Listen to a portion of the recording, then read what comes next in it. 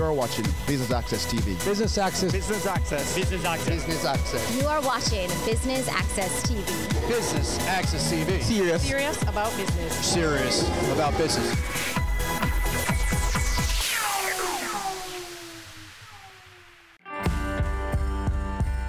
Business Access TV was on location at the Boulevard Supercenter for the opening of FGB's first bank agent in Jamaica.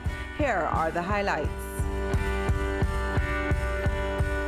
This is the launch, the official launch of Jamaica's first agent banking facility in the entire country. Now, we all know that Grace Kennedy has continually been a household name, and more so, First Global Bank has become a household name since its inception in 2002.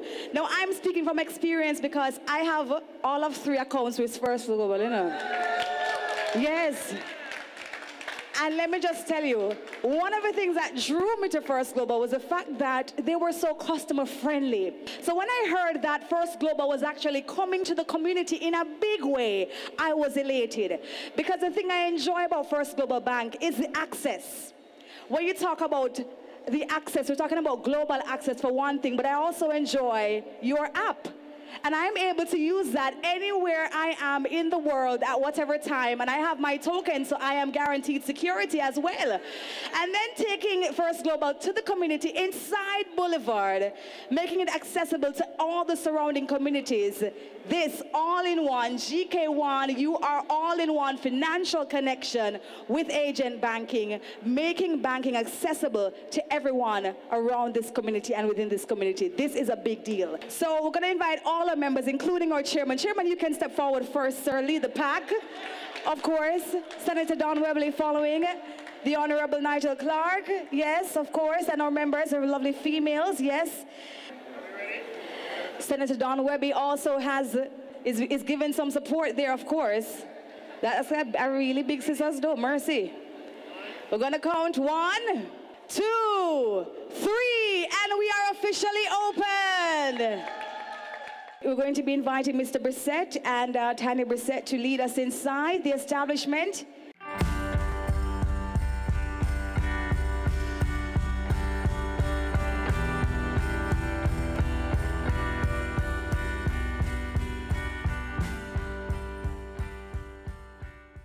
I hear that you guys have one coming in my parish, Clarendon. So I'm very, very excited about that. And I know that because of the convenience of everything, the overhead costing is not so much. And so some of the services are actually free of cost, right? All the services are free of cost. All the services are free of cost. Right. So they're able to come and make their deposits and their withdrawals and the inquiries and such free of cost. Sure. Amazing. All right, so at this time, ladies and gentlemen, we're going to be inviting Mariam McIntosh Robinson. I know this lady has much to say this morning. We are proud to be a part of the Grace Kennedy Group, and we'll be expanding across Jamaica via our Grace Kennedy proprietary network, partnering with remittance business owners, Grace Kennedy Money Services, High-Low, etc. While FGB now has 12 locations, with one more opening this morning, and another one to open on Friday in May Pen, our sister company, Grace Kennedy Money Services, has over 100 locations. So you can immediately see that this is a true growth opportunity for us as we expand nationally. This morning, though, we are pleased to partner with State Farm Services Limited to offer convenient, in-person banking to the community. So what can you do at an agent bank? Well, you can do most of the transactions that you would do at a traditional branch, namely withdrawals, deposits, payments to come soon, and you can check your balances. Our locations will open most days, including Saturdays, and we'll have extended hours from 9 a.m. to 6 p.m.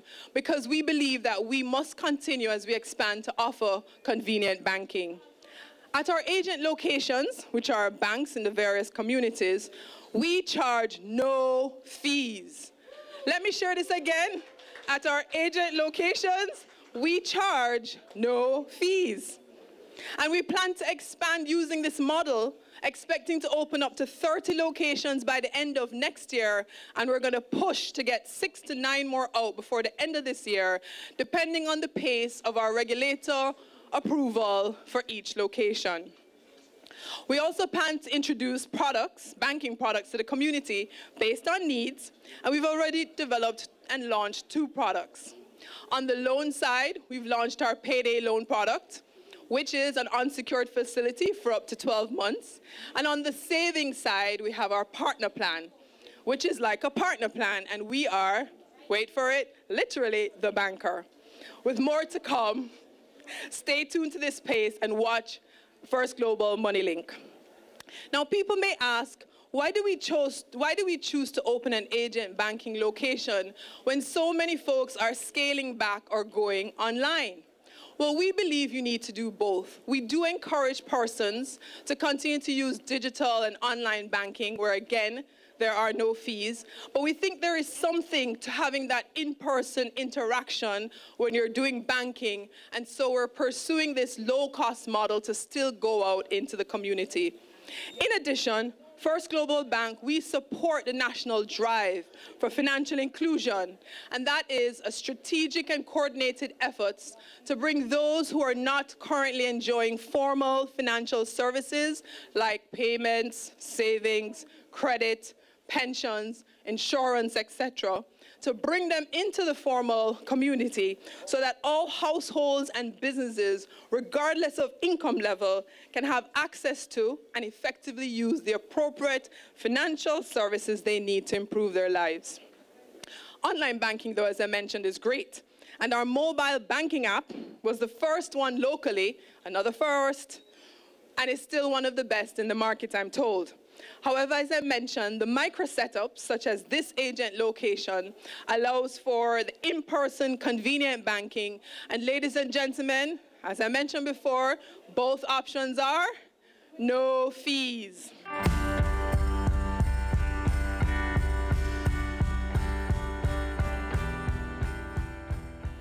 Ladies and gentlemen, the GK board and the FGB board, we're very proud of the launch this morning.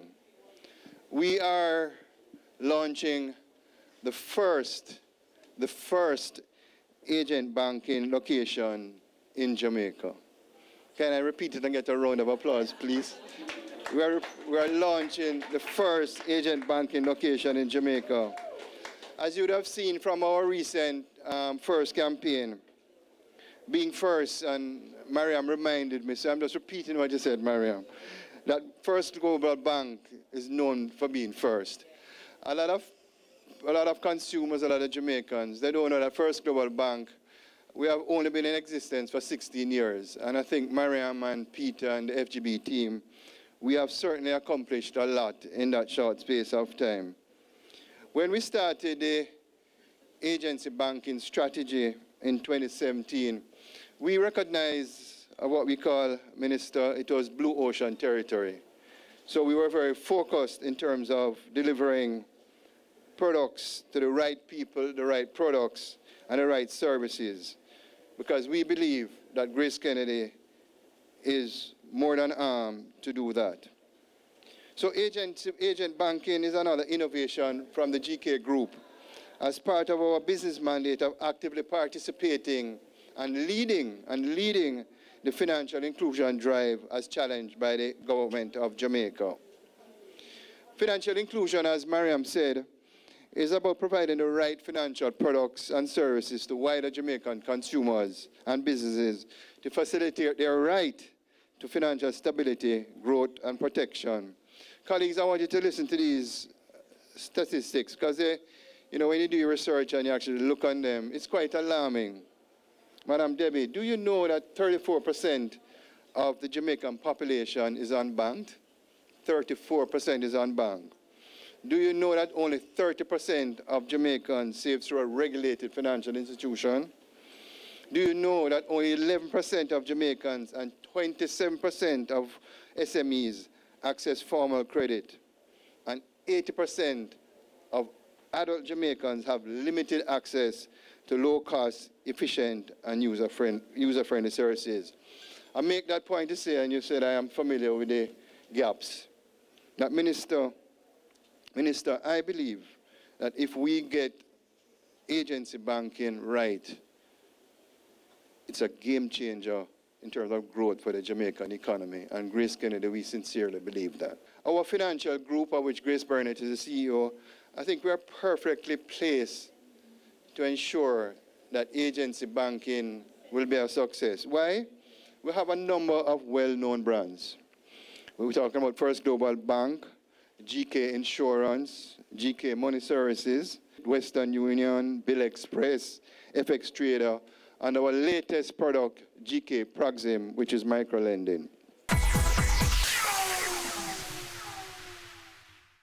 Business current affairs you can relate to.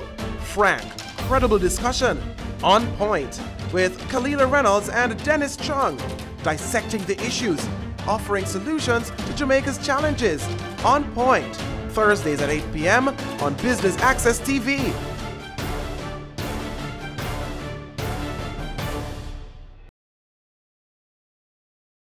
As the end of the year draws nigh and the celebrations begin, let us add some magic to the festivities with our BATV Christmas mix. Why settle for blah when you can have fa-la-la-la-la? 60 advertising spots, 10 cross spots. This $1.6 million package is all yours for only $45,000. Don't wait. Contact our sales team today and take advantage of this incredible offer. Our gift to you. BATV Christmas Mix. Offer valid until December 31, 2018.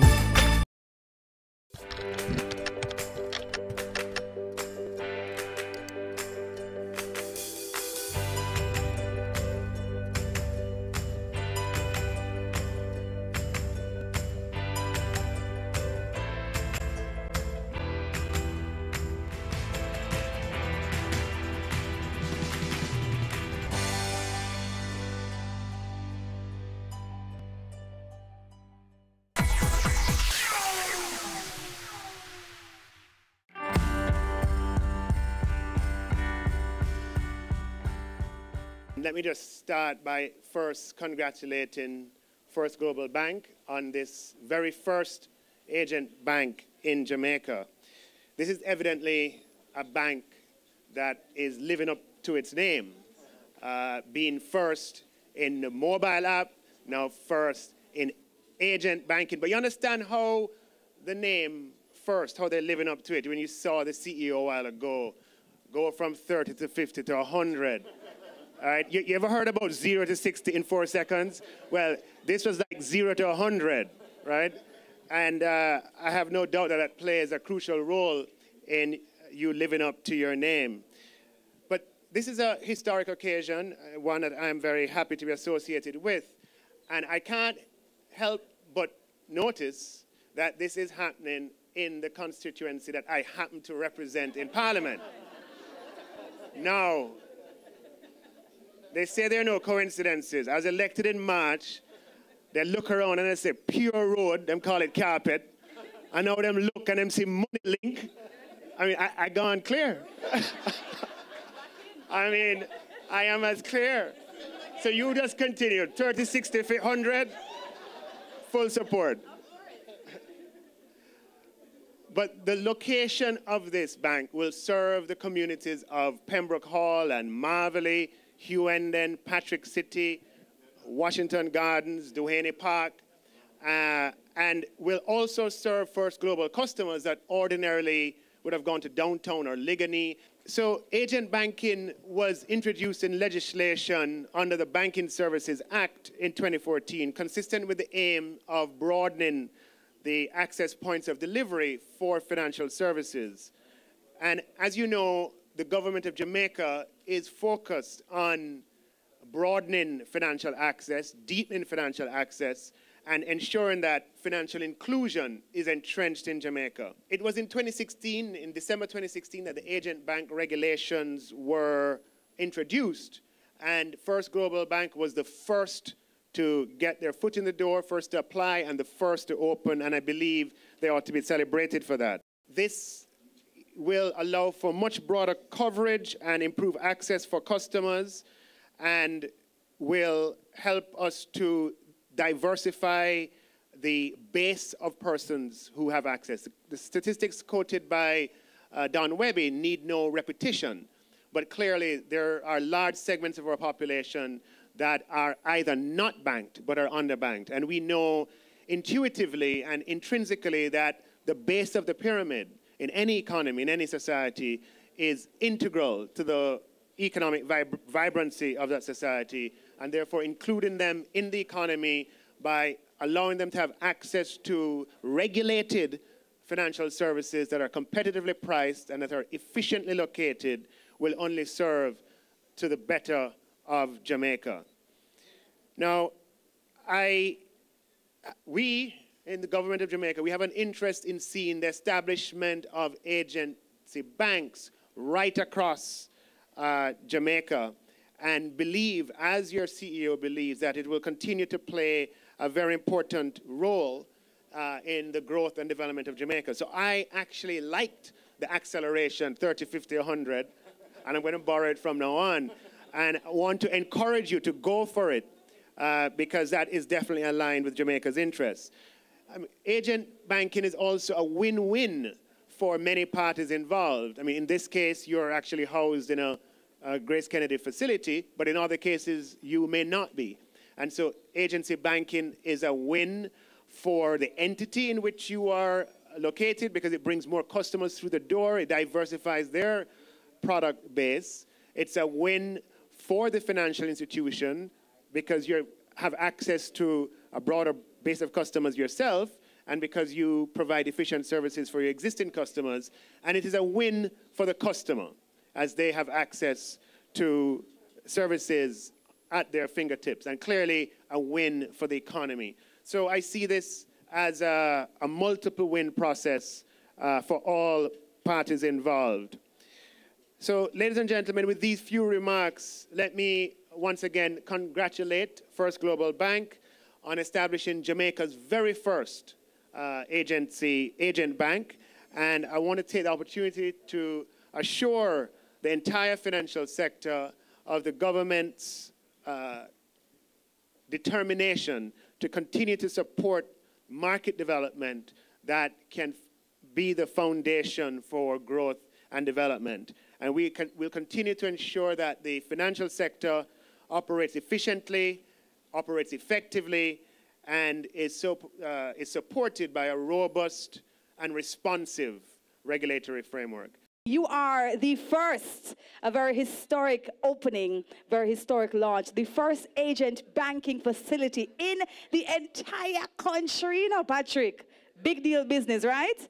How are you feeling this morning? I know that you must have some remarks, you must have some words. Please share how you're feeling with us. Extremely well. First of all, I'd like to thank the Grace Kennedy Group for affording State Farm Services the opportunity to be in your annals. Later on, I am sure you'll recognize that State Farm Services is here to build the Grace Kennedy products. This is how we feel. I'd like to say thank you to the staff of Boulevard Service Center. If they were not giving service, I don't think Grace Kennedy would have chosen us. I'd like to say to you all, thanks again. Thanks.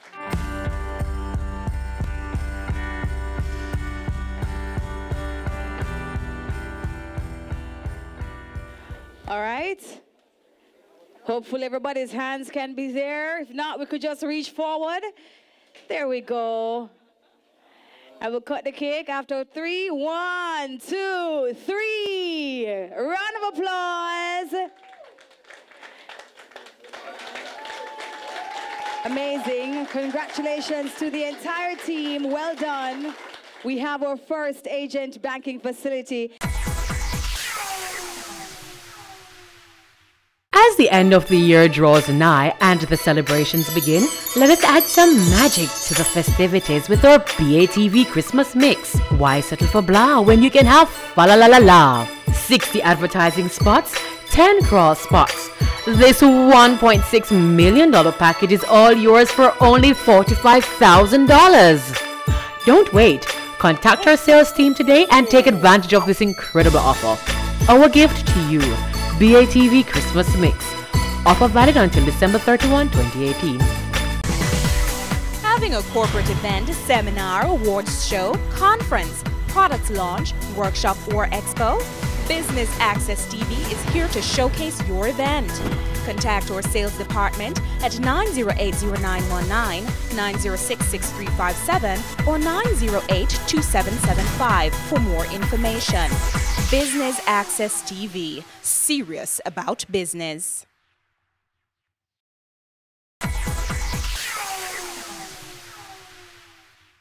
Just share with us your sentiments about today. I think this is a historic occasion, not only for Grace Kennedy and for First Global Bank, but for Jamaica. This is the first agency bank to be operational in Jamaica. The regulations for agency banks came in December 2016 and are consistent with the focus of the governments of Jamaica on broadening financial access and deepening financial inclusion. And we hope to see many more of these agency banks across Jamaica bring in financial services within the reach of tens or hundreds of thousands more Jamaicans. How important is it in bringing Jamaicans into our regulated banking network? No, it is crucially important. When Jamaicans have access to banking products, it means that they can be more efficient in their own transactions, and it can allow them to pursue their own sort of economic goals and pursue their own dreams. And the more persons who have access to this means that the society is better off. The more formal saving that we have, the more that money is kept within financial institutions as opposed to kept in other forms, the stronger the economy of Jamaica will be. And there's a benefit for the customer as well. Their money will be safer, and not only safer, but they will have access to a range of services that they wouldn't otherwise have access to. So we know that there are limitations to agent banking, you know, as in depositing $50,000 and withdrawing $50,000. Are there any plans to further develop on that? Yeah, so agency banking comes with less restrictions than normal banking. And in return for that, there are certain things about it that might be different from normal banking. And one of the things that's different is the amount that you can lodge or withdraw in any one transaction. When the regulations were passed in December 2016, there was an agreement that would be reviewed on a periodic basis, and I believe the time for review might be soon. So we'll see how some of those limits can change over time. So congratulations again on opening the first agent bank. How does it benefit the country and Grace Kennedy's strategy of financial inclusion? Yeah, well, so as I said in my presentation, based on all the studies that I've seen, anywhere between 30 and 40% of Jamaicans are unbanked. So basically what agency banking does, it opens a platform to be inclusive of all Jamaicans so they can now work in terms of their financial planning and financial transactions in a regulated environment. As someone said, when you're building a pyramid, the foundation is the most important. And we believe that that 30%, 34% that I spoke about is the foundation of the Jamaican economy. By the end of 2019, we want to have 30 locations in place. And I have set my team a very aggressive goal. Well, I tell you something, and it's going to be very simple, and you're going to hear me saying it over and over, but this is the first media house that I'll say it. So in 2022, Grace Kennedy is going to be 100 years old. We were born on February 14, 1922. And I've said to my team, by 2022, for our 100th anniversary, I want 100 locations. So the timeline is very clear. Talk to us about some of the products and services offered by agent banking services. Oh, thanks for having me. For this historic moment, we have introduced two products to our customers. One is our partner plan, which everyone is familiar with. And of course, we have a payday loan specially designed for these agent locations that we are launching. We find that customers are very familiar with these two names, and of course, we have designed creatively two products that will nicely serve them. The agent banking location is a unique opportunity for First Global Bank to expand its network. We are using and launching today at Boulevard Supercenter, our first agent location, and we are pleased to facilitate our customers with their regular deposits and withdrawals, and based on the demonstration earlier today, it works.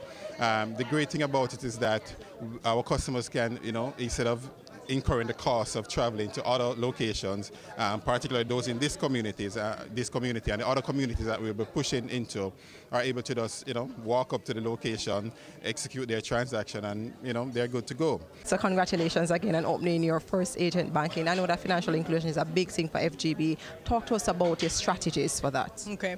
So first of all, we believe in financial inclusion, and we're glad that and very supportive of the national financial inclusion strategy that the government has set. So the way we think about financial inclusion is allowing persons of all walks of life, so both persons and businesses, regardless of income level, to have access to the formal financial system. And what does that mean? Informal financial products such as payments, savings, credit, pension, insurance, everyone should have access to that. And so what we've done is we've created a set of offerings to allow persons to come into the network so that they can use these products to improve their lives. And our platform offering is what we call agency banking. So this is where we go into the communities where customers are or consumers are, and we partner with businesses already in the communities that will offer banking services on our behalf. So that's what we call like third-party banking, and that is what's known as agent banking. And so it's exciting because you can expand in this way in a low-cost kind of fashion, but people still value that in-person interaction. There's still value in breaking down and demystifying how to engage with the financial system. And what's nice about these agent locations is that there are little to no fees. So just like going online and doing online banking, which we at First Global Bank encourage as well, we also value the convenient in-person banking, and so we're using this model to expand nationally.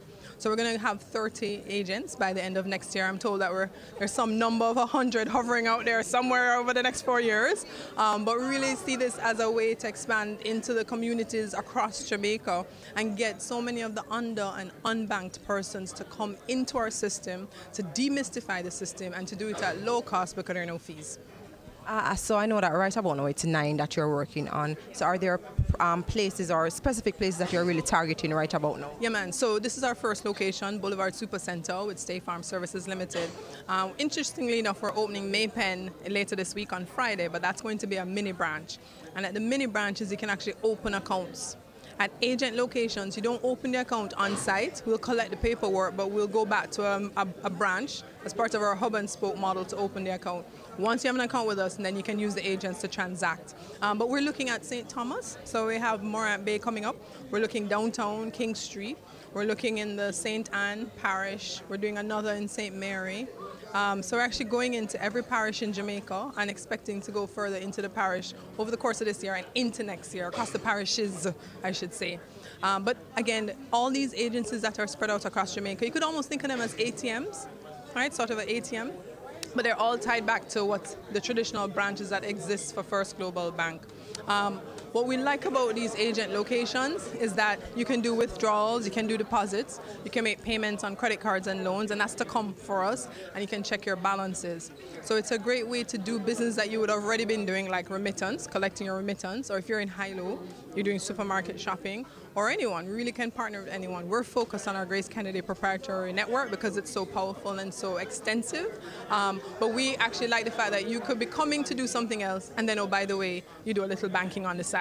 Because we know that when people go to do banking, we know that unlike buying a shoe or going to the hairdresser, when you finish that shopping experience, you feel good. We know banking, it's a little harder to feel great at the end. So we want to make it as convenient and as clear for persons engaging with us. That's it from us here. Until next time, thanks for tuning in to Business Access TV, serious about business.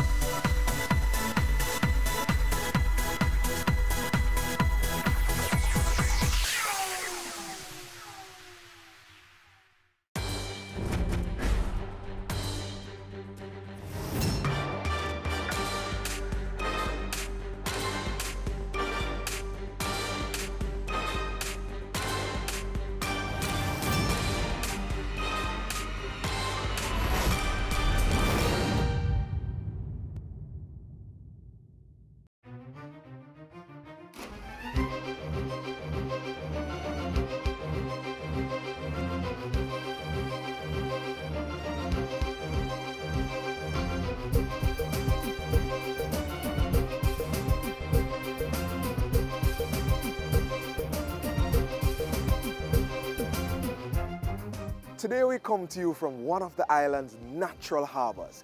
It's awash with the stories from our indigenous settlers and the colonial powers. One that sits in an era that boasts of being the capital city of our country. Welcome to Kingston, welcome to the waterfront. It's National Heritage Week, and as always, we're happy you join us.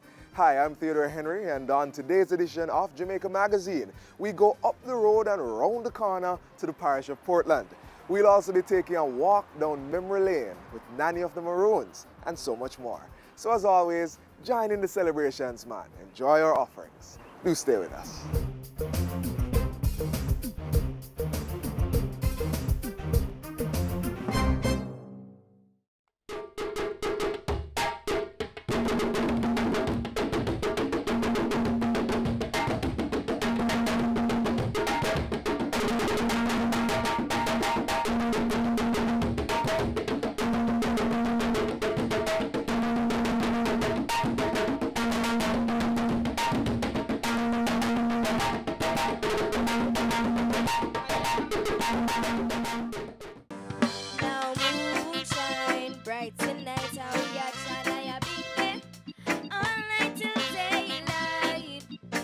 Secondary level students enter the poster competition with digital or illustrated pieces, and tertiary level students, the photo competition is for you. The topic for the poster and photo competition is Jamaica's music, the stage for growth and development. All entries must be submitted by Sunday, October 28th. For additional information, visit the JS website at www.js.gov.jm. Email heritageposter, all at js.gov.jm.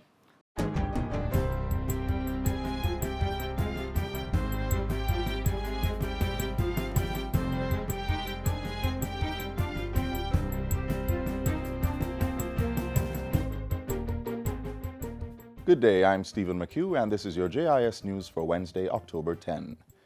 There has been a significant improvement in the case disposal rates of the courts. This refers to the ratio of new cases disposed of in the same period within which they were filed. So when we look at the case disposal rates in the corporate area and in the Westmoreland Parish Court, they have the highest disposal rates of 62% to 63%. The Justice Minister gave the update in Parliament Tuesday, citing the Chief Justice's statistics reports for the parish courts of Jamaica for the period January to June 2018. He told the House that the progress in the case disposal rates was proving to be a catalyst for improving the case clearance rates across parish courts. The case clearance rate is a ratio of new cases filed to cases completed, regardless of when those cases commenced. The overall clearance rate for the second quarter of 2018, this is the last quarter, was 98%, an improvement of 9 percentage points over the first quarter. Although these results indicate that there are still more new cases filed than cases disposed of across the parish courts, the overall direction is quite positive for the reduction of the criminal case backlog.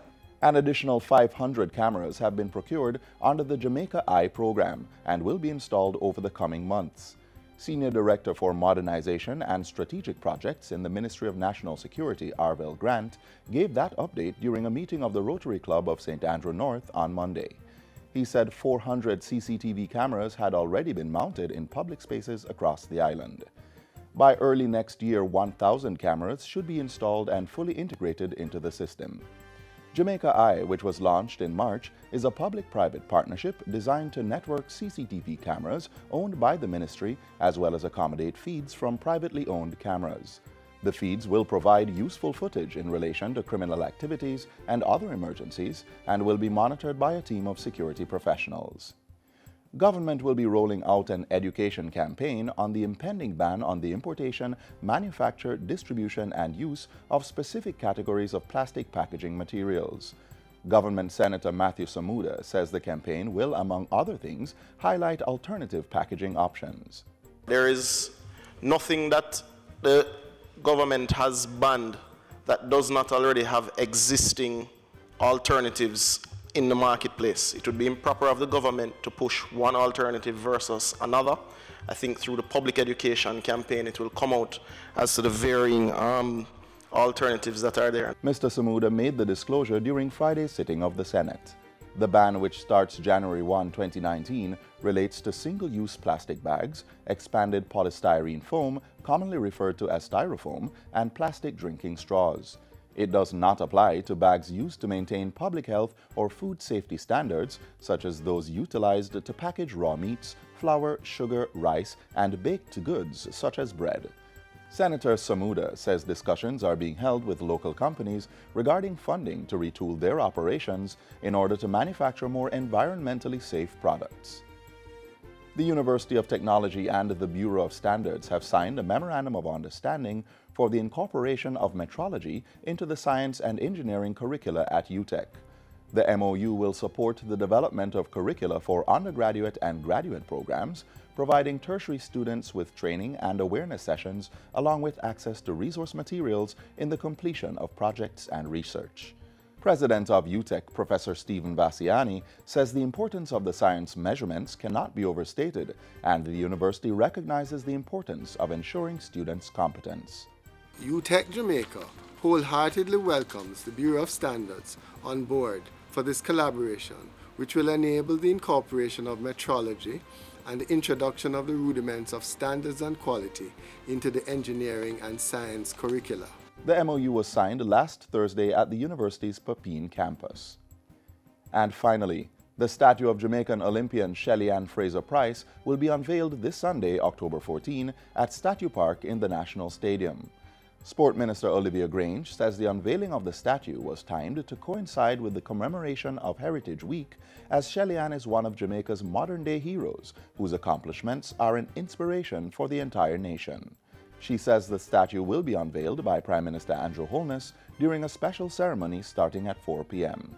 The minister is inviting the public to attend the ceremony and witness the unveiling of the bronze statue. Shelly-Ann's statue, which was designed by renowned Jamaican sculptor Basil Watson, is the second to be completed under the Jamaica 55 Legacy Program.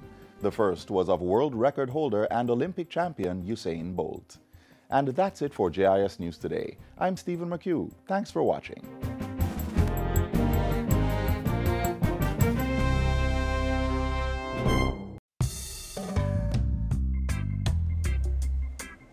I'm Chef Martin McGinley, Executive Chef at Round Hill Resort and Spa. And I started cooking at 15, and I've continued to cook now. So that's close to 35 years now. My main focus is LCCC, Light, Clean, Caribbean Cuisine. That's what I stand by, that's what we look for, and that's what we demonstrate here at Round Hill. A lot of clients who come here, they know what they come for. You know, they come for a lifestyle. They come to eat the purest food, they come to relax. So our expectations are very high. Well, Jamaica has the big bold flavors. You know, we have the Scotch bonnet, you have the jerk, the ginger's real spicy, and everything's super fresh. You know, fresh is when you're able to pick it and you're able to use it at the same time. Where we're able to take the guests to our organic garden, they get to see it, they get to touch it, and we bring it back to the kitchen and get to taste it. That's fresh. Now, when you working with the freshest ingredients and freshest product, it takes you to the next level. Why come to Jamaica? To experience the people, the culture, and the food. Because it is unbelievable when you're able to come to an island and get all those three things wrapped into one. It's amazing. And they got great beaches, and sunshine is here too as well.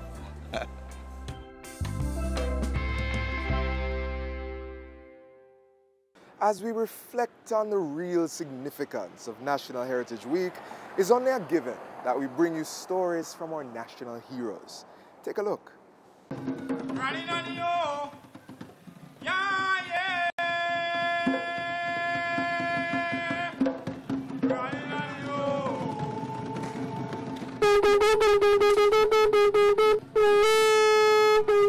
Mante, my name is Marcia Douglas, currently the acting colonel of the Charlestown Maroon Community, the Chief. Welcome to our museum.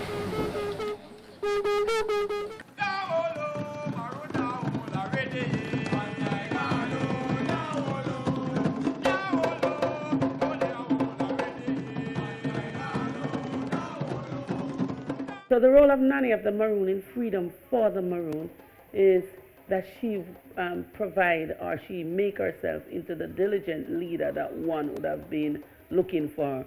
One with spirituality, one with the zeal of moving on, and one with the zeal to protect. And so what she did was to ensure that her people had been served the right way, in which she ensures that they were no longer in slavery. So what she did was to undermine the British on the plantation with the help of her two sisters, Mishibo Kwashi and Shanti Rose. And so doing that, they took their people to the mountains where they had an advantage over the British. The British had to import dogs or bloodhounds from Cuba to hunt them down. Now later on, when the treaty was signed and Jamaica gained independence, it was really a hard tussle for people to recognize Nanny for who she was. Thanks to recent Colonel Harris of Moortown, who had made that one of his he was going to work on, so that Nanny could have been today the national heroine of Jamaica.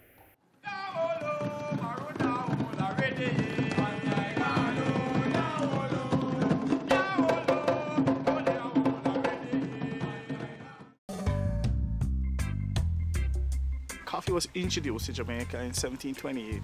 Creighton Estate was established around 17th Mountain Range and the central region of Jamaica, which is the Grand Ridge of Jamaica, with the major coffee producing regions. Currently, we are fully certified under the Rainforest Alliance, and we are the very first entity in the Caribbean region to attain that certification. Now, the Blue Mountain Range of Jamaica is a microclimate of the island and has provided the perfect conditions for growing the Arabica coffee. A typical day in the Blue Mountain, the most sunlight is in the mornings from about 11:32 to 4 p.m. You know, this is the weather that we experience. This is a norm in the Blue Mountain. It's nothing unusual, you know, for the range to be covered with mist. And after sunset, the temperature basically goes below 20 degrees Celsius. So those are the perfect ingredients to develop high quality coffee. You know, the culture here is rich. We're an extremely creative, you know, set of people. In Jamaica, there's everything. If you're a nature lover, we have it. If you like the wetlands, we have it. You know, great coffee, you know, great food. You know, God has been good to us. You know, the God has been good to us. The universe has been good to us, you know, as a country. You know, and, this rock, I love it, man. I love it.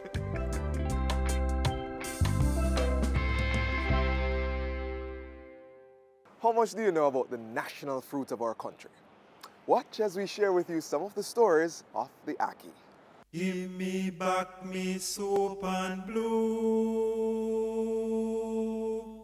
Give me back me soap and blue. Riddle me this, riddle me that. Guess me this riddle and perhaps not. My father have 3 pickaninnies, and the whole of them head black. Aye, aye, aye. 1 father, 3 pickaninnies, 3 blackhead pickaninnies. What could that be? So short them can't wash.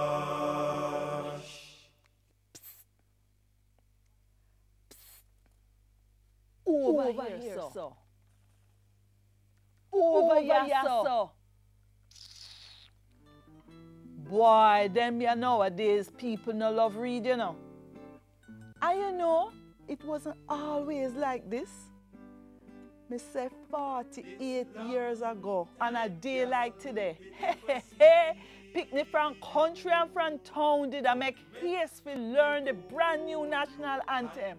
Line by line, figure sing and ring in the independence. Me see and hear everything with me on 2 eye. Well, I mean 3. Well, sometimes 4. Ma, me did dip on top of things. I wonder what would have happened if them the picnic they never love read. My father have 3 pickaninnies, and the whole of them head black. over 420,000 African slaves were taken to the Americas through the West African slave trade scheme. But slaves and sugar weren't the only things bought and sold along the routes. Tobacco, hemp, guns, and rum were very popular trade items. But it says here that on one of those trips to Jamaica in 1778, something strange came ashore in one of the ships. It was a plant, it says, but it wasn't tobacco, it wasn't hemp, or cotton, or sugarcane. Yes, I know the story quite well. It passed down from one generational seed to the next. My great-great-great-great-grandfather here make it to this year land, clutch tight in a few great-great-great-great-grandfather hand. Hey. When mama dear, you say you're sick. When mama gone, you get better. Oh, so Jamaican herbalists and bush doctors prefer to use various plants and bushes from the island's rich flora over traditional medicines to treat several common illnesses. They have found natural treatments for food poisoning, fever, diarrhea, and even the common cold. So that is why my mother used to force feed me Cersei just before school started, explaining she was giving me a washout.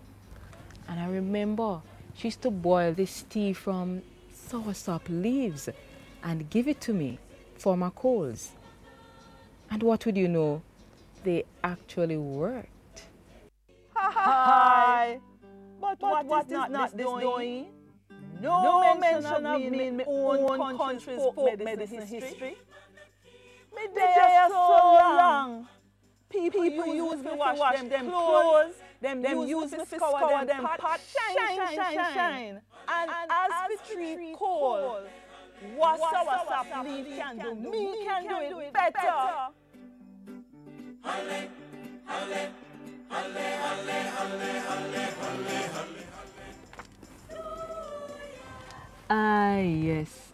I have fond memories watching the Carri folk singers perform folk song classics like Under the Coconut Tree, Colon Man, Penny Wheelo. But most of all, I just love to hear them sing Me No Drink Coffee Tea, Mango Time. It was so sweet, you could almost taste it. You see though? Look how long me there. Long before mango. I just want the mango come out here, you know. Me there from 1778. 232 years now. Me there so long people think of Yassa me come from. Me there so long. Uno know me inside out. Uno pour out me heart every day. And every half mile you walk, you see me standing tall. Uno all give me nickname, make all joke after me. More than that, uno even find a way to cook and eat me. And just because me so common, uno forget me. You know, remember me is my country's favorite thing to sing about. The things we Jamaicans say.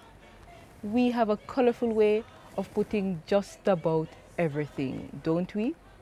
But wouldn't you agree? Aki is the most colorful of it all. Yes, reading is in fact a good habit to pick up, but I don't need all of this to tell me that Aki is in fact a national treasure. In fact, there was no great debate when George Scott recommended it to then Agriculture Minister John Giles as a national fruit in July 1962. You're very welcome. Lord, what a night, not a fight. He had put the question to some of the leading horticulturalists of the time, and the vote came back unanimously in favor of Aki. Denamus! Aki is so many things to so many people. Healer, icon, emblem, and of course, good food. Cheese Aki or butter Aki, whichever way you slice it or spread it. I am so into my Aki. And oh, the answer to the riddle, you guessed it, it was Aki.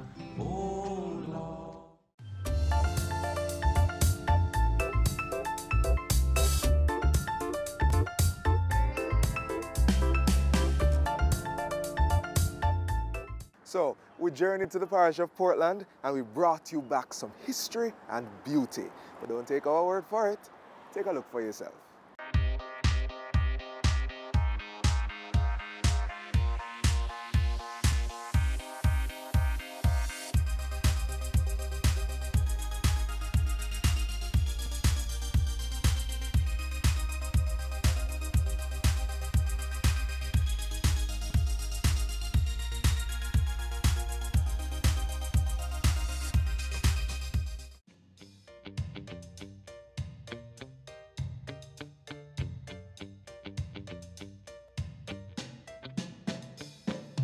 Riddle me this, riddle me that. Guess me this riddle, and perhaps not. You find it at the northeastern tip of the island, with your 2 feet planted on 814 square kilometers of land. If you're in St. Thomas and look north, you'll see it. And if you're in St. Mary, heading east, you can't miss the street.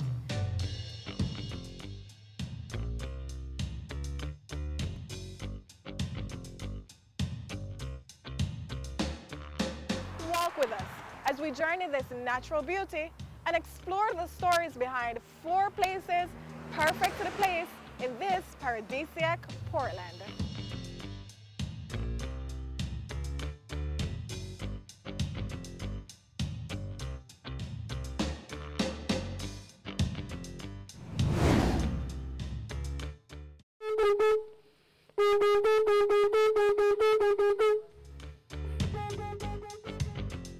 Okay guys, so one of our first stops in Portland is at the Charlestown Maroon Village. This is one of 5 maroon settlements in the island. Welcome to our museum. So the museum in Charlestown is one that you can come to know more about the maroon. We are like the Sankofa bird. We go back to our parent time, we take things from then, we keep it for today, for the generation to come. Come see. Come see. Wagwan. Now this museum came about was fully developed in 2002, but was open to the public in 2003. Some of these pieces were actually at the members of the community's home.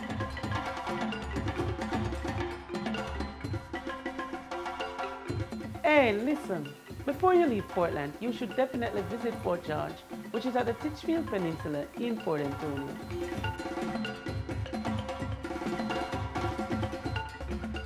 The Titchfield Peninsula was first occupied by the British in the 17th century, and soon after Fort George was built in 1729.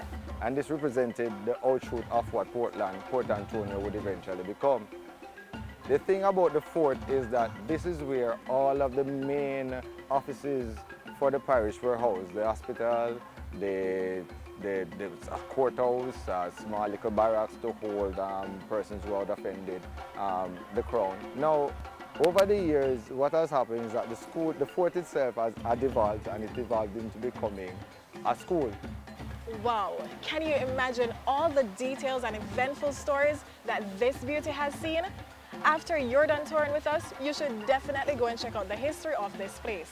But right now, we're headed to a place that stands about 45 feet, something that has lit the shore of the Eastern Harbor since 1888 and overlooks the Caribbean Sea that glistens by day.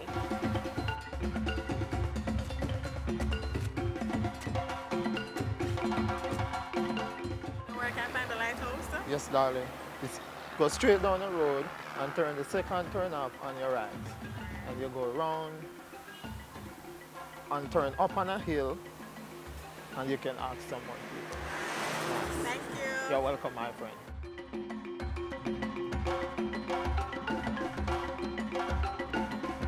The Folly Point Lighthouse is made of coral and limestone. It has been in operation since 1888 and is still active to this day. Made of bricks, it's fireproof, it offers a beautiful scene and a lovely view of Monkey Island. In 1871 actually, a gentleman by the name of Captain Lorenzo Dow Baker sailed into Port Antonio. What he did is that he said to the people of Portland when he left, is that no matter how much banana you can plant and cultivate and reap, I can buy them. So that is how the banana industry started in Jamaica. As a result of that, persons were also staying in the parish as part of the world tourist mecca sort of a thing. It became paramount because of the amount of shipping activities that were taking place in the area that a lighthouse will be created. Now, I did make mention of Monkey Island, and no, there aren't actually any monkeys in this area. But history tells us of a time when some spent a few days at this area. The view alone is something that will pull you in and trap you. Come now.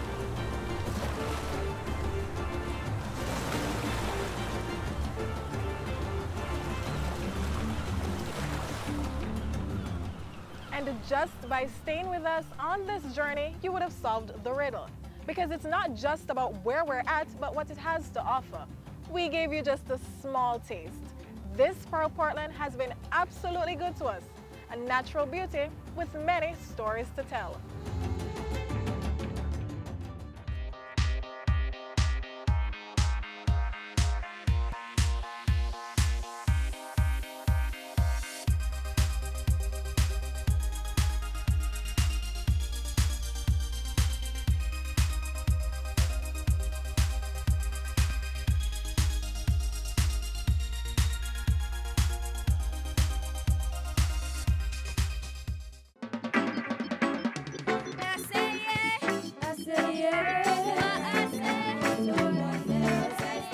Students aged 9 to 12 enter the essay competition.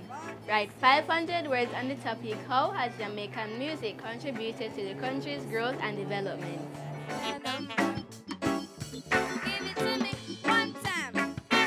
All entries must be submitted by Sunday, October 28th.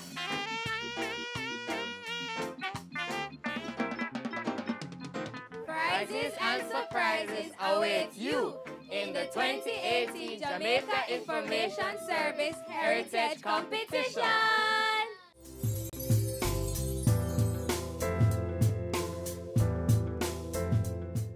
And that's all we have for you on today's show. But if you missed anything at all, you can watch it all again on our website or our YouTube page. And don't forget to keep up with us via our Facebook, Instagram, or Twitter pages. Remember to join in the Heritage Week celebrations and get your family and friends involved too. On behalf of the entire production team, I'm Theodore Henry. You take care.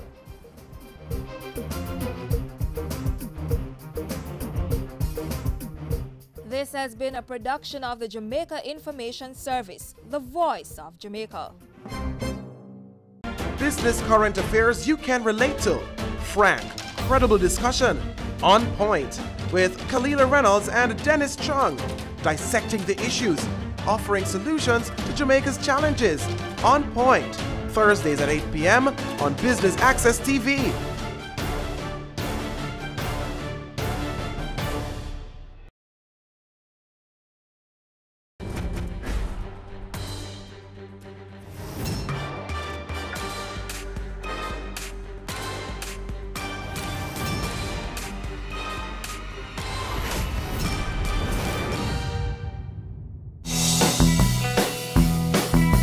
Hi, I'm Richard Panduit, CEO for the Separate Group of Companies.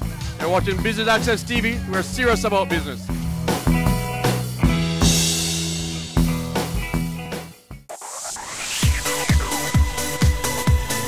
You're watching Business Access TV. Business Access. Business Access. Business Access. Business Access. You are watching Business Access TV. Business Access TV. Serious about business. Serious about business.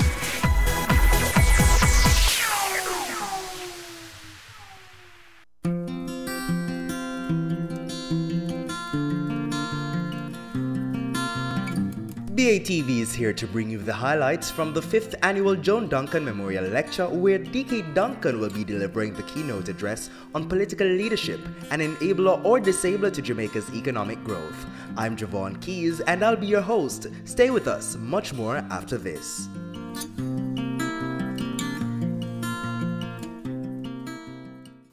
The Joan Duncan School of Entrepreneurship, Ethics and Leadership, J.D. Seal, evolved out of a need for the University of Technology, Jamaica, as an academic institution to rise to the national challenge of addressing the endemic problem of unemployment by providing specific training to persons, particularly our youths, interested in starting their own businesses.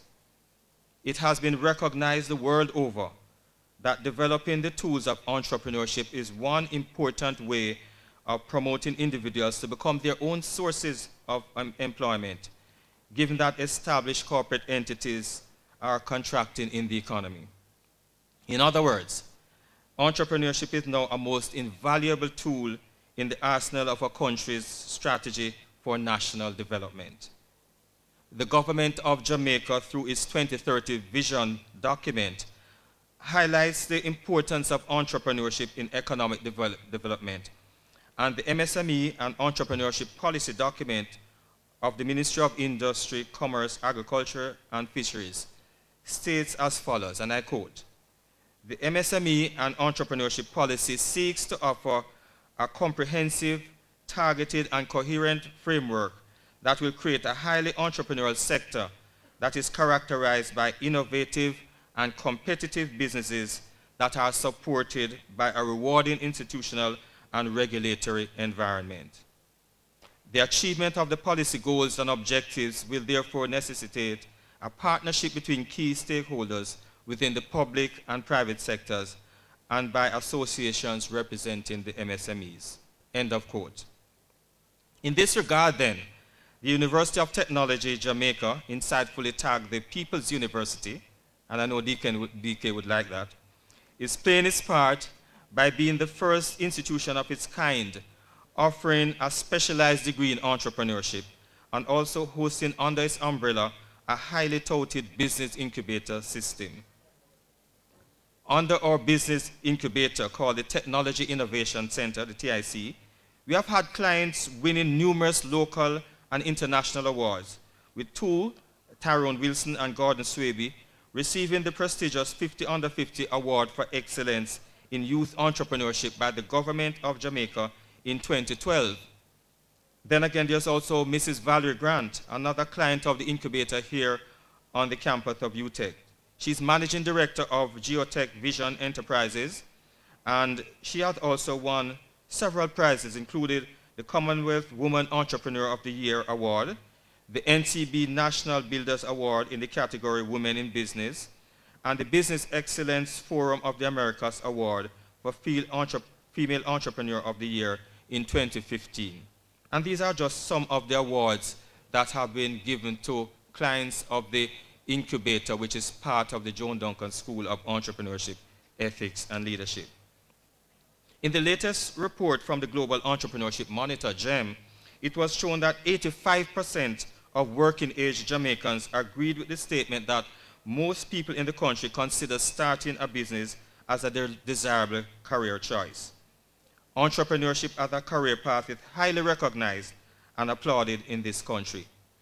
Indeed, much status is accorded to successful Jamaican entrepreneurs, as according to the same GEM report, 85% in the category 18 to 64 age group also supported the statement that in this country, successful entrepreneurs receive high status. Incidentally, this GEM report, which is an international research tool, is produced right here in J.D. Seal under the College of Business and Management by our lecturers, all done for the nation of Jamaica. It is therefore most fitting, ladies and gentlemen, that as I welcome you to this signal event, the Joan Duncan Memorial Lecture, that I inform you of this important role being played by the school, which is fostering growth and entrepreneurial development in Jamaica. And it is also therefore with a deep sense of honor and humility that I have the distinct pleasure of bringing you greetings and welcoming you to this 5th lecture series. This is the 5th annual Joan Duncan Memorial Lecture, and it is in aid of recognizing the benefactor for the school, who is Joan Duncan, and it recognizes the contributions that persons have made in the field of entrepreneurship, as well as in the area of ethics and leadership, because that's the name of the school, Entrepreneurship, Ethics and Leadership. So each year we decide to concentrate on different aspects of that subject. One year we'll do entrepreneurship, another year we will do ethics, and another year leadership. This year we're looking at the area of leadership, as I said, as part of the tripartite aspect of the school, and leadership in particular related to politics, so political leadership, and how that has affected the growth and development of our country. And of course we have the icon Dr. D.K. Duncan, who is a stalwart in the area, who is going to dissect this subject. And of course we have a set of panelists, very qualified panelists, looking at various aspects of leadership. And that's going to be interesting. The Joan Duncan School of Entrepreneurship, Ethics and Leadership is the first of its kind in the English-speaking Caribbean, offering a BSc degree in entrepreneurship. And that's an achievement in itself. In addition, the school and indeed the university is the first of its kind too to have as part and parcel of its portfolio an incubator, a business incubator. So you'll find in the Joan Duncan School of Entrepreneurship the Technology Innovation Center, which is well known throughout Jamaica as one of the incubators, one of the first incubators in Jamaica. And so we have clients within the incubator who are there to network, to be mentored in terms of developing their businesses, and students interact with these live clients, these live entrepreneurs, and at the same time learn from them. And that in itself is a tremendous experience. So that is the basis in terms of the school. Each student, when they come to do the degree, unlike the other conventional students within the university, they have to come with a business idea. So the entire 4 years of development is surrounded a business idea that they may have, and then they look at the various aspects of developing that idea, including the business model, canvas, including looking at accounting for your business, finance, marketing, sales, and so on, all surrounding the business. So at the end of the period of when they're about to graduate, they should be ready to start a business. They've asked me to talk on a question that people ask me every day, do politicians really believe polls, and are polls authentic? And I have a very easy answer to both of them, which I will share in the gathering.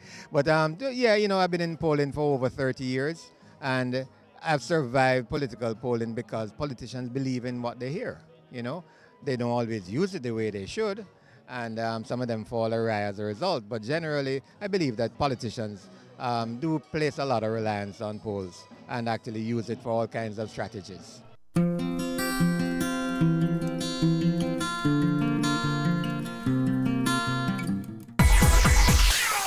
We go to a break. Stay with us. Much more after this. This is the new Tough Crossover. An exploring gear that pumps out your tough side. Strong and sturdy on the outside. Calm and comfort on the inside.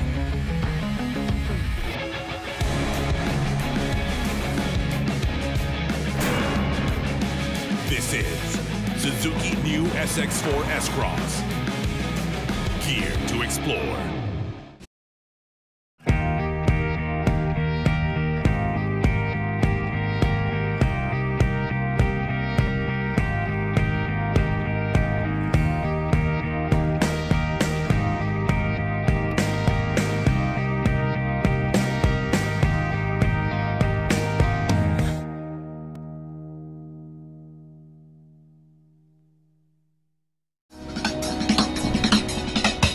Cameo brings the creative industries to life,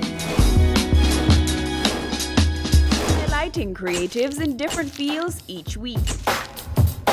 Art. My life turns art. I breathe, I eat art. Fashion. Food. Without a customer, we're nothing but four walls. Music. Film. Cameo, only on Business Access TV. Welcome back and thanks for staying with us. Let's join our presenter on stage.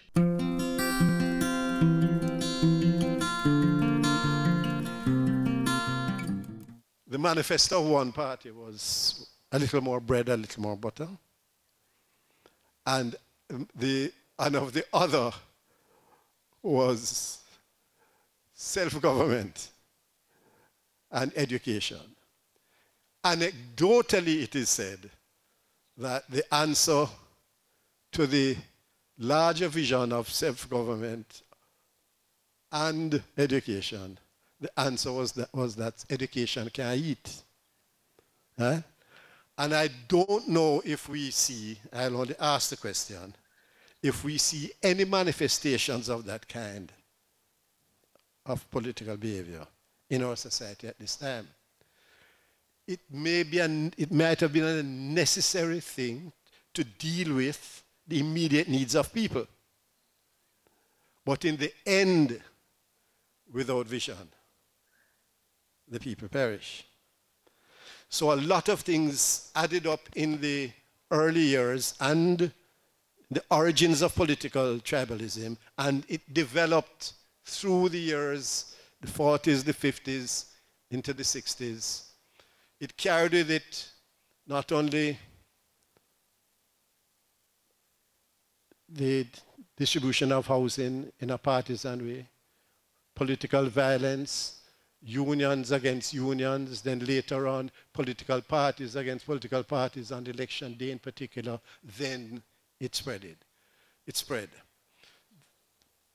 All of that came about under the leadership of political leadership at the time. So we can clearly say that from time to time, the political leadership in Jamaica has enabled actions which could lay the basis for retarding growth. Because if you're going to divert your workers from the kind of behavior that is necessary for increased productivity, obviously that's a part of the whole growth matrix.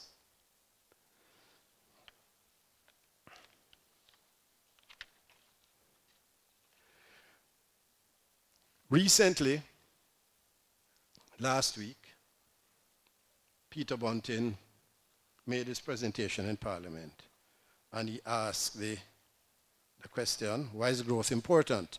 He didn't answer it himself, except by saying yes, but he quoted from an author who said, people at this point in time in world history, people are demanding their governments do more to impose their life, to improve their lives faster, something which policymakers are unable to deliver under conditions of anemic growth. Rising income inequality and a stagnant economy are threats to both the developed and the developed world, and leaders can no longer afford to ignore this gathering storm. But we have had this kind of situation in Jamaica for some 40 years or more, anemic growth. What is, I think, encouraging at this point is that there seems to be a convergence between the two political parties on some fundamentals in relation to macroeconomic stability, which I understand is necessary, if not necessarily sufficient, for growth to occur at some time. This has not been so for many, many years. It began in earnest just a few years ago with Peter Phillips and what they call the Economic Reform Program, which the people of Jamaica saw as the austerity program and voted them out, and has been continued by the present administration with the mantra of hoping for prosperity. Now, Dr. Nigel Clark, in a speech at the Jamaica Pegasus last Thursday, indicated the areas of macroeconomic indicators, etc., that are not only being followed now, but were initiated in a very substantive and substantial way in the last few years. But at the end of it, he says, economic growth, however, has lagged. In the discourse and the dialogue that has taken place in the last budget debate and in the recent week or two, there has been, what has been missing from it is the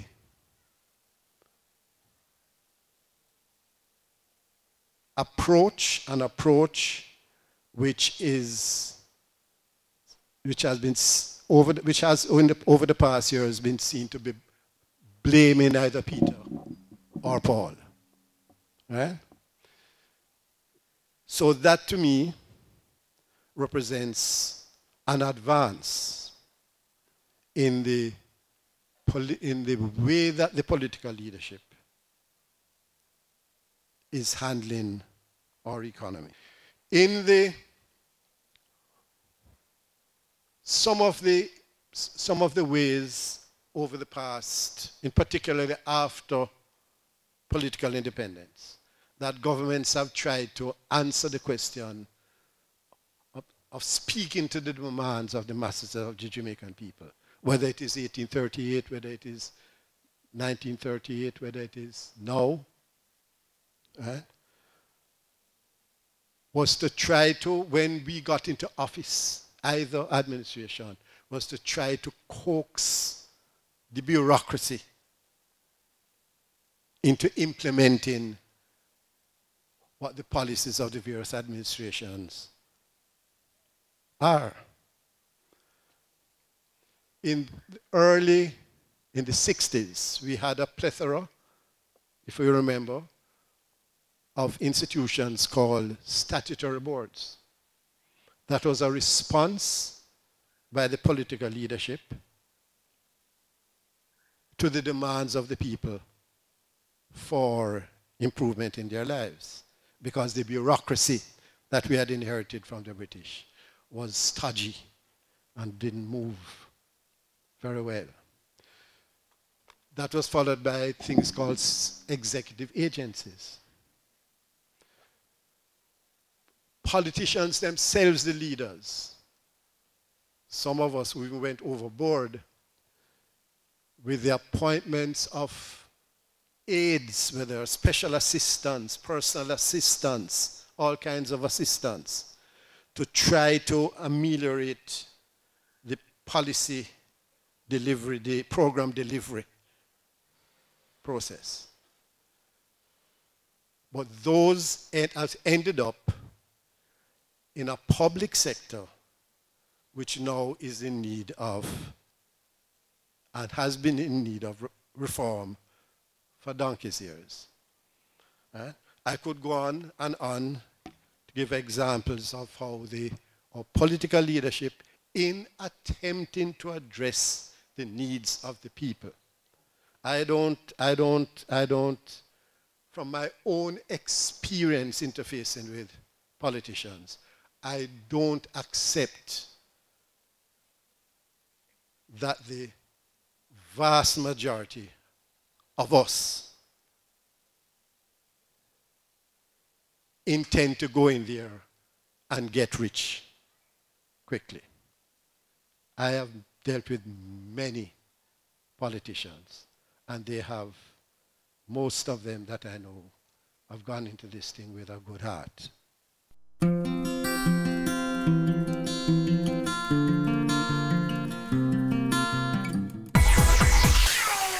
We take our final break, but don't go anywhere. We have more highlights for you after this.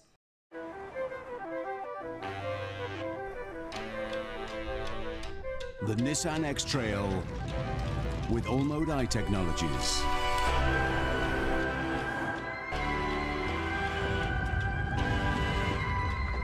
no matter what the road throws at you.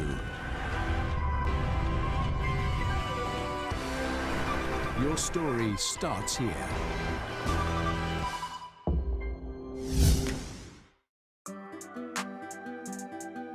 We are serious about the business of real estate, so catch Home Sweet Home Sundays at 4:30 p.m. or if you missed it, check our website at batvja.com.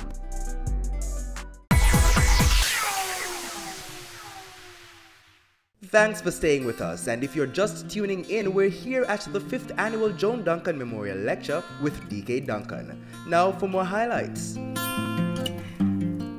I know the topic for this afternoon, political leadership, an enabler or disabler to Jamaica's economic growth. When I look at the history of Jamaica, going back, I think, before independence, and you look at the various periods of times, the different parties that have come in and out to help to manage and guide this country. If we take independence until now, pretty much, I think you could say the two major parties have been at the wicket almost, don't hold me to it, but almost equal. Almost. And I think when parties go into power, they tend not to want to continue things that the other side started. And so you get a lot of energy being spent reversing things, trying to put something new in place. And it's time, energy, it's money that's lost, that's just gone. Whether it could be something simple as repainting a school because they didn't like the color that it was painted, and I've seen examples of this in my growing up days. It's only recently, I think, that we have come to appreciate the power of, I should say, good policy continuity. And we've just seen that demonstrated most recently with the most recent IMF agreement, the most recent program. We didn't spend time saying we're going to try to renegotiate the program. I believe that the most essential resource for development in any nation, any country, is a God-fearing, well-rounded citizenry whose basic physical needs are adequately met, their communities governed daily by sustainable values, and a well-educated populace, while the national affairs are managed by God-fearing leaders of impeccable integrity and moral rectitude, totally committed to human flourishing and the common good. Any form of leadership which is not guided and undergirded by the Judeo-Christian values under God will inevitably be a disabler to sustainable economic growth. As I listened to the presenter, I noticed that some of the challenges that he highlighted could be better handled and balanced by persons who are consistently submitting to the values of God, guided by the Spirit of God. I believe that a major question leaders in the political arena, and all leaders, but particularly in the political arena, since we're focusing on that this evening, is that once ask the question and grapple with who is your ultimate authority. Am I ultimately accountable to God or to the party, my political party, or the various stakeholders who got me into office? To whom am I ultimately accountable?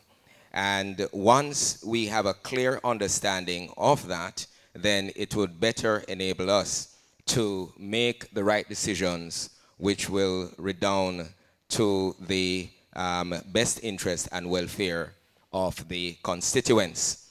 Political leadership has both enabled and disabled economic growth at different points in our history, as some of them were highlighted.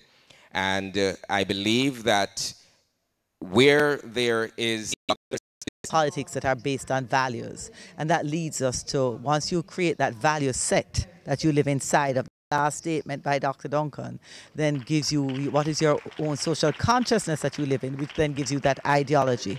How do we articulate that ideology so that we can have a shared value set, a shared belief system, a shared system of belief in how our society should evolve, that would cause us to be empowered to get that kind of inclusive growth, is a question I think that we are left here to answer.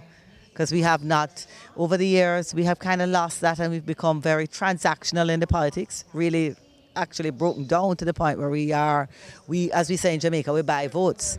That has to stop, so that instead of buying votes, people vote because they have true hope, not hope in jingling, not hope in growth as a thing in and of itself, but growth with a basis of creating the kind of society that we want, creating the value set that we want. That brings us to the end of our coverage of the 5th Annual Joan Duncan Memorial Lecture. Until next time, I'm Javon Keys. Stay tuned to Business Access TV. Serious about business.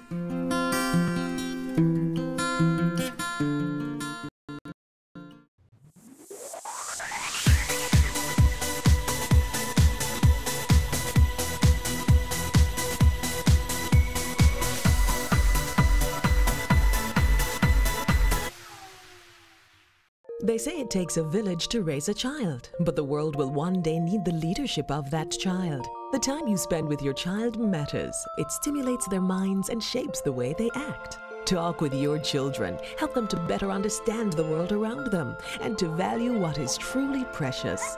Above all, the most valuable gift you can give them is love. Play, talk, teach, love. Take the time. It makes all the difference. A message from the Parenting Helpline and Ad Council Jamaica.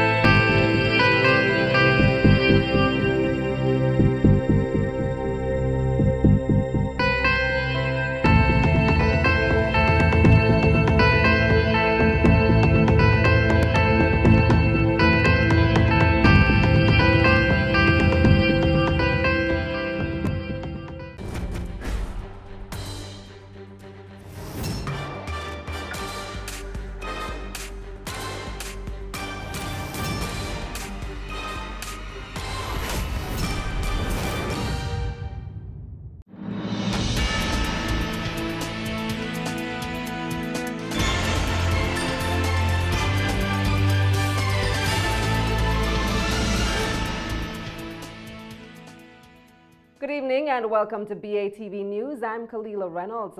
The Cannabis Licensing Authority, CLA, is considering waiving licensing fees for some small farmers. Director of Licensing and Application at the CLA, Annette Henry, says as part of their efforts to include more traditional small farmers in the industry. She was speaking at a Rotary Club of Kingston meeting today. Sashana Small reports. Entering the legal ganja industry is very expensive. The licenses alone will cost you up to $10,000 depending on the category. Growers' licenses cost up to $3,000 an acre. It's caused small farmers to complain that they're being left out of the lucrative industry. But Ms. Henry says the CLA will consider waiving the license fees on a case-by-case basis. There are also provisions in the current law where waivers of license fee or deferment of the payment of fee may be applied on a case-by-case basis for applicants who need it most.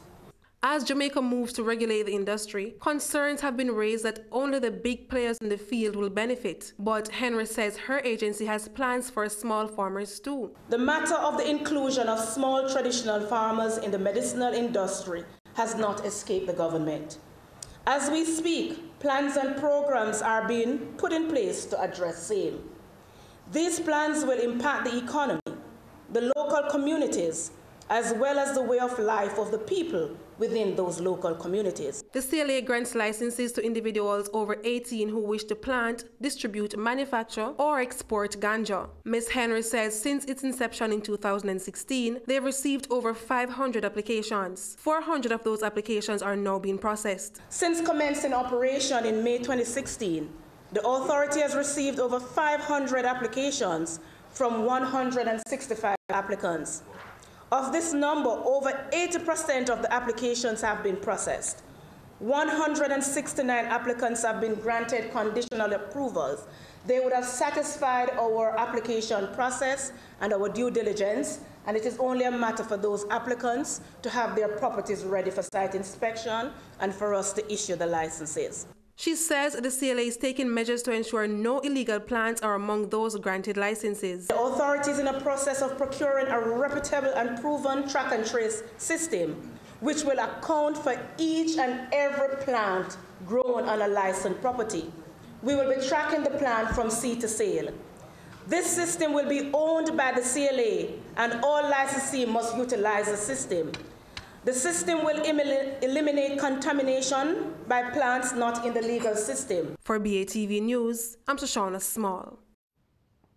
Mayberry Jamaican Equities reached a milestone with comprehensive income surpassing the $6 billion mark at the end of the 9 months ending September. This comes just months after they first listed on the Jamaica Stock Exchange. Javon Keys reports. After just 2 months on the Jamaica Stock Exchange, JSE, Mayberry Jamaican Equities is already breaking records with a total comprehensive income of $6.76 billion. That's for the 9 months up to September. The company's net revenue saw a dramatic increase, moving from about $23 million at the end of the third quarter last year to $657.8 million at the end of the similar period this year. This was driven by the listing on the JSE and a 100% increase in unrealized gains on investment revaluation. Dividend income earned mainly from holdings in Supreme Ventures, Caribbean Producers, JMMB, and Blue Power Group also added to the massive uptick. Meanwhile, operating expenses for the quarter increased by $382 million, or 48 times when compared to the corresponding quarter in 2017. This was a result of incentive and management fees for investment management services, as well as legal and professional fees for the corporate loan note. Total assets more than doubled to $18.4 billion for the third quarter of 2018 compared to the $7.5 billion for the comparative quarter in 2017. This represents a 147% increase in their asset, due mainly to the increased value equities in Lasco Financial, Caribbean Producers, Blue Power Group, Iron Rock Insurance, and Supreme Ventures. Mayberry Jamaican Equities says they're grateful for the support during the IPO and are looking forward to further success and positive results. For BATV News, I am Javon Keys. The opposition People's National Party, PNP, is again calling on Prime Minister Andrew Holness to sanction former National Security Minister Robert Montague. The PNP is accusing Mr. Montague of misleading the Jamaican people. They want the Prime Minister to act decisively to stem what they say is the rampant corruption in his government. In August, it was revealed that Minister Montague had approved 29 gun licenses to persons of questionable character. The minister had said at the time that the licenses were granted on the advice of a committee he had impaneled, which unanimously overruled the decisions of the FLA, its review board, and the police. However, the PNP says this has resulted in 29 gun licenses being issued to persons who should have been denied the permits. Additionally, the PNP is pointing to a statement from Permanent Secretary in the Ministry of National Security, Diane McIntosh. Ms. McIntosh told Parliament's Internal and External Affairs Committee on Tuesday that there was no review committee as described by Minister Montague at his press conference and in media reports. The opposition says, based on the contradiction between Minister Montague's statement to the press and the Permanent Secretary's testimony, it would appear Minister Montague's account about this specially impaneled review body is untrue. The government has signed a contract for the construction of the Montego Bay Bypass next fiscal year. Minister without portfolio in the Ministry of Economic Growth and Job Creation, Carl Samuda, made the announcement. The contract was signed last week. The new route is expected to start at Iron Shore near Sangster International Airport and will bypass the city center and Sam Sharp Square. The contractor, China Harbor Engineering Company Czech, is responsible for building the bypass at an estimated $20 million. Minister Samuda says the bypass is long overdue and will facilitate greater investment for Montego Bay. And when we come back, we'll take you inside the CMU's brand new Festo Fact Center that's being called the MIT of the Caribbean. This and more after the break.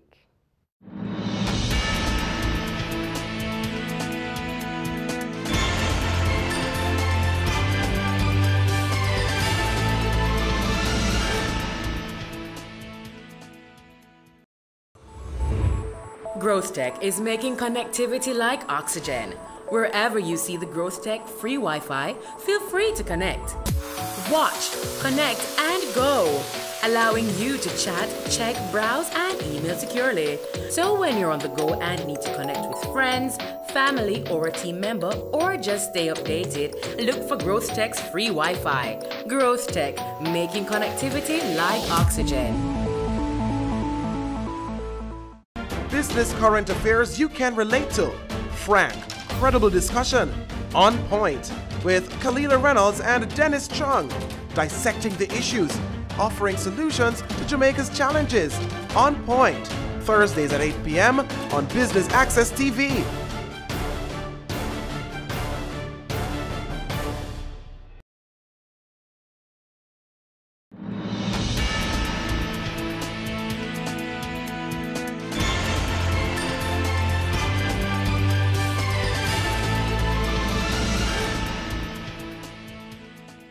They're calling themselves the MIT of the region. Caribbean Maritime University, CMU, has opened its Festo Fact Center to provide basic to advanced level training for students as well as professionals in industrial automation and mechatronics within the region.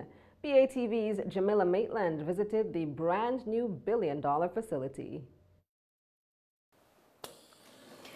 Innovations, technological advancements, and the practical skill sets all happening at the Caribbean Maritime University.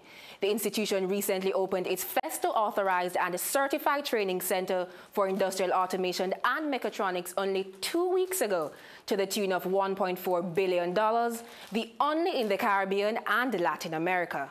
The center, funded by German multinational industrial and automation company Festo, provides training in pneumatics, pressurized air, hydraulics to be used in mechanics, agri-foods normally used in the food and beverages industry, and the newest trend in automation, Industry 4.0. Renee Flores is Executive Director of the Festo Fact Center. We have the top of the equipment to provide industrial training. Nobody in the Caribbean, nobody in Central America has this equipment. The important thing is that we can receive at the same time more than 60 persons to provide training in different kind of technologies. And it is important to mention that we have Industry 4.0 equipment here. That means we are the benchmark in industrial automation at the moment and for a while. The executive director who gave us a tour of the facility says they've already trained Pepsi-Cola Jamaica before the center was officially opened. He told us that several other businesses have indicated their interest. A person from maintenance departments, production departments, from Pepsi-Cola Jamaica, for example. We will start to provide training to Hard Trust, to some instructors of Hard Trust. We are talking with some ports in the Caribbean. They are interested to send their workers to receive training about hydraulics and pneumatics mostly. And of course, we are providing training to students of CMU.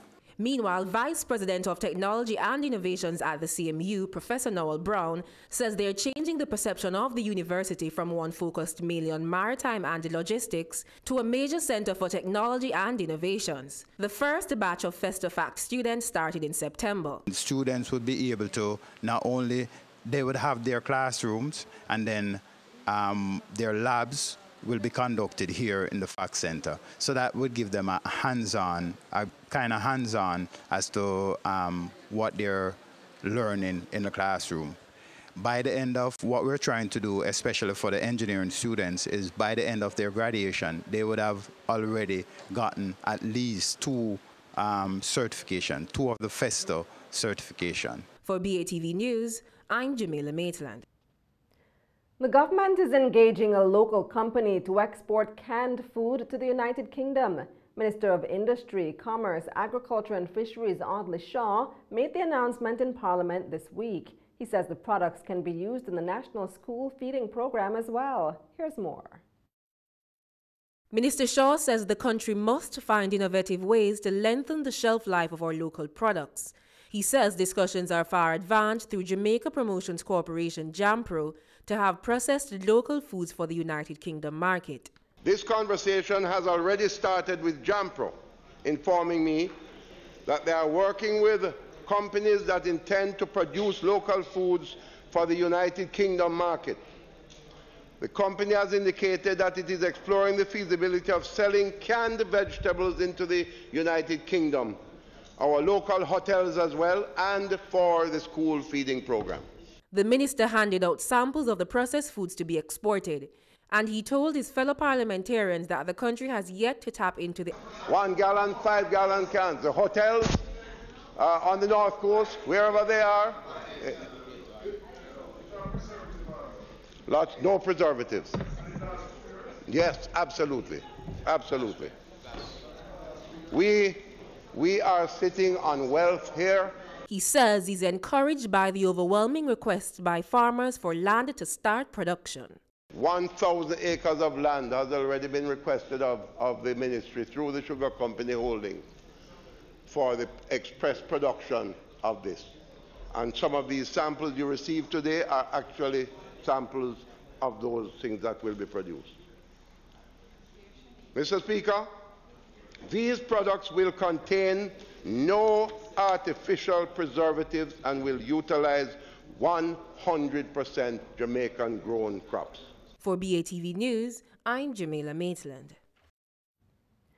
Additional changes are expected in the Kingston metropolitan area as road construction intensifies.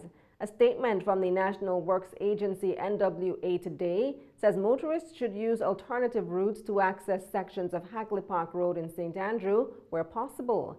The NWA says the work is expected to cause delays due to lane restrictions. NWA's Manager of Communication and Customer Services, Stephen Shaw, says drainage improvement is now being done at various points along the corridor.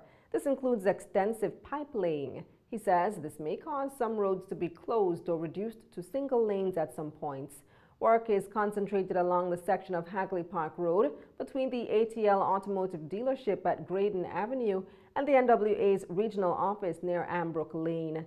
As such, only one lane of traffic is being accommodated traveling from Adlington Avenue towards the Eastwood Park Road intersection. And when we come back, Canada's Parkland Fuel to become the largest independent fuel marketer in the Caribbean. This and more in regional and international news up next.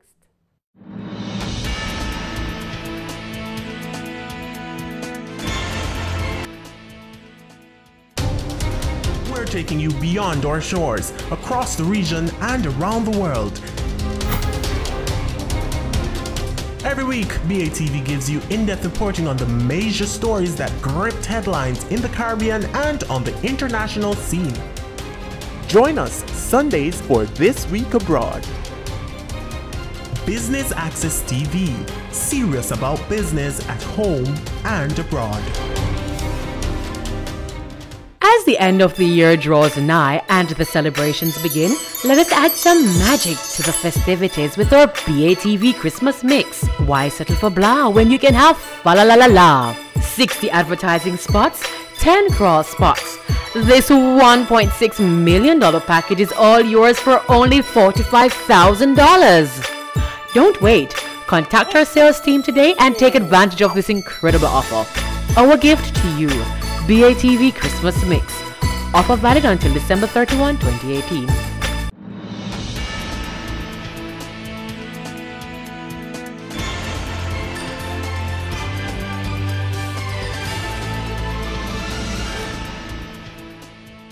Welcome back. Time now for regional and international news. Canada-based firm Parkland Fuel Corporation is set to acquire Barbadian-owned Sol Investments Limited, SIL. Parkland Fuel Corporation will acquire a 75% stake in the region's largest independent fuel marketer. The deal is estimated at $1.2 billion. The transaction was announced yesterday. It will see SIL, which came close to buying the state-owned oil importer, the Barbados National Terminal Company, acquiring over 12 million common shares in the capital of Parkland.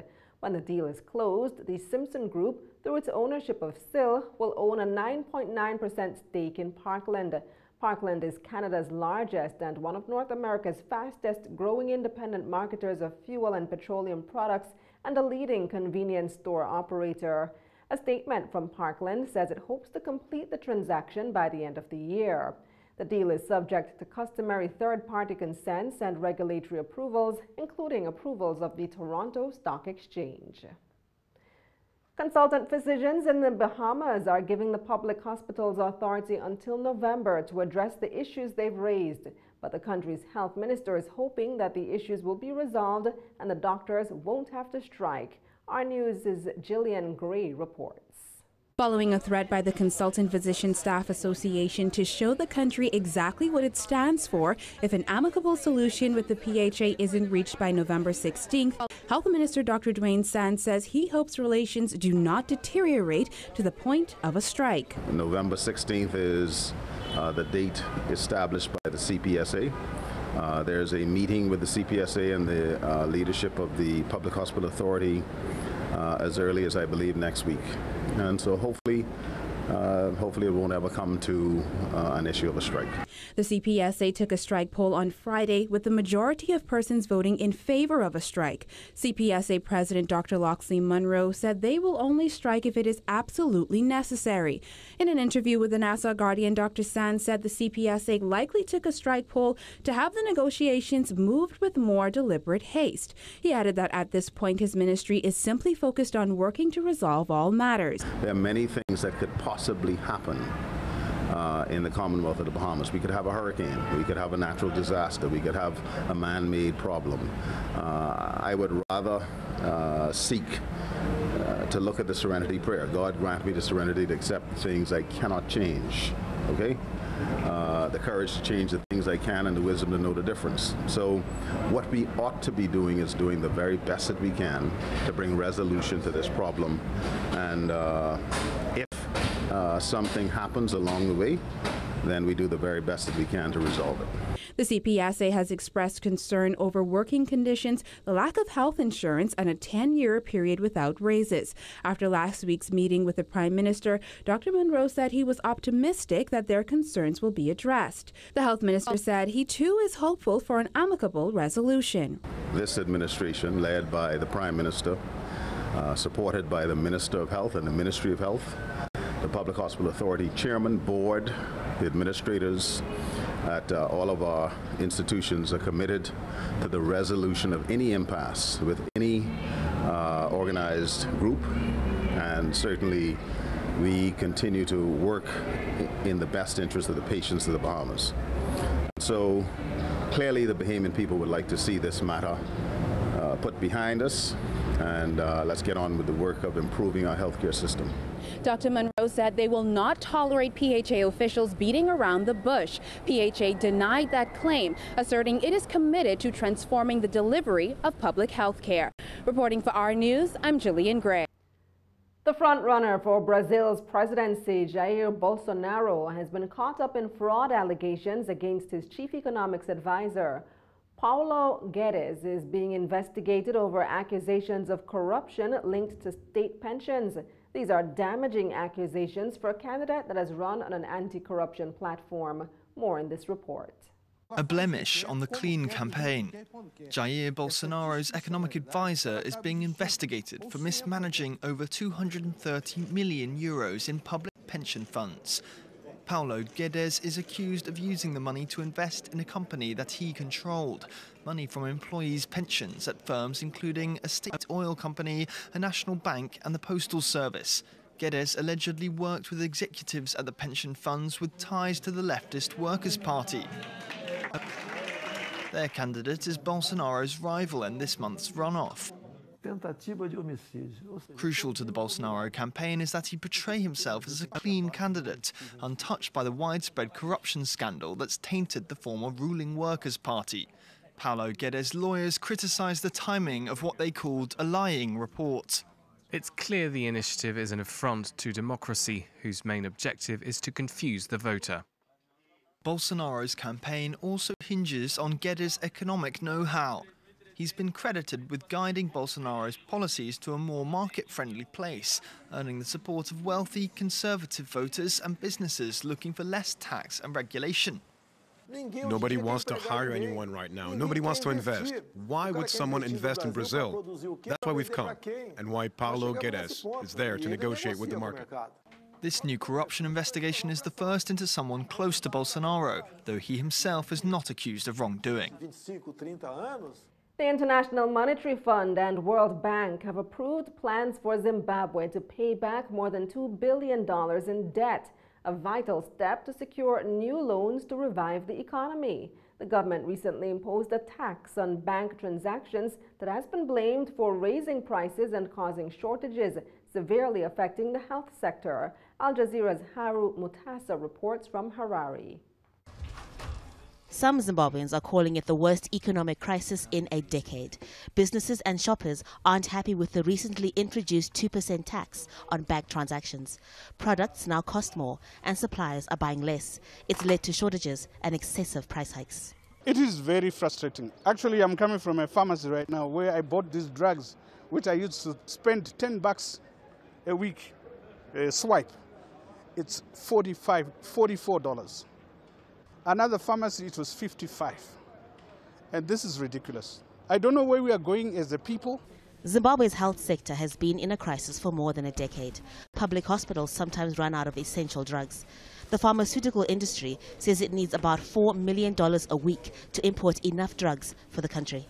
It's very bad. We've run out of some medications completely for some conditions. And for those that we have, we are now left with just a few weeks to a month's supply for those that are in. And for production, some manufacturers have slowed down operations to near zero. Yeah, so that's how bad it is. To stay in business, some shop owners insist customers pay in US dollars. Others aren't operating. They say they are assessing the situation until they are sure the government won't again change policies. This is a popular fast food outlet. It's closed. Owners say they need foreign currency to restock, but the money isn't available. Several businesses have been affected. President Emmerson Mnangagwa says the increase in tax is a necessary pain to help Zimbabwe pay its debts. There were physical announcements, monetary policy announcements that were made, and these are meant to ensure that this economy is revived. So this is not a sign of a government that is failing. We are going somewhere, and there are signs of improvement on the economy that are evident for everyone to see. But fuel queues, which were last seen in 2008, are back. Frustrated drivers spend hours in line waiting to fill up. Zimbabwe's bond note currency continues to lose its value on the black market, despite politicians insisting it is equivalent to the US dollar. The government is threatening to revoke licenses of businesses, demanding dollars as payment and hiking prices. Economists warn if politicians interfere, it could lead to even more companies shutting down. Haru Mutasa, Al Jazeera, Harare. Stay with us. Talking Stocks comes up next.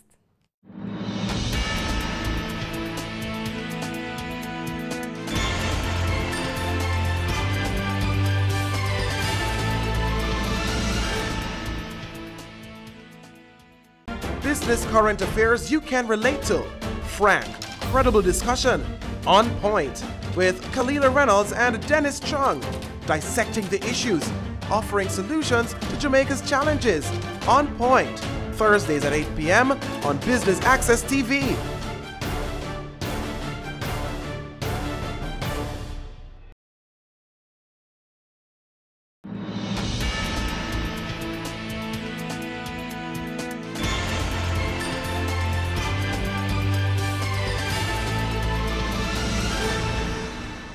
Welcome back. Time now for Talking Stocks. 58 stocks traded today, of which 34 advanced, 16 declined, and 8 traded firm.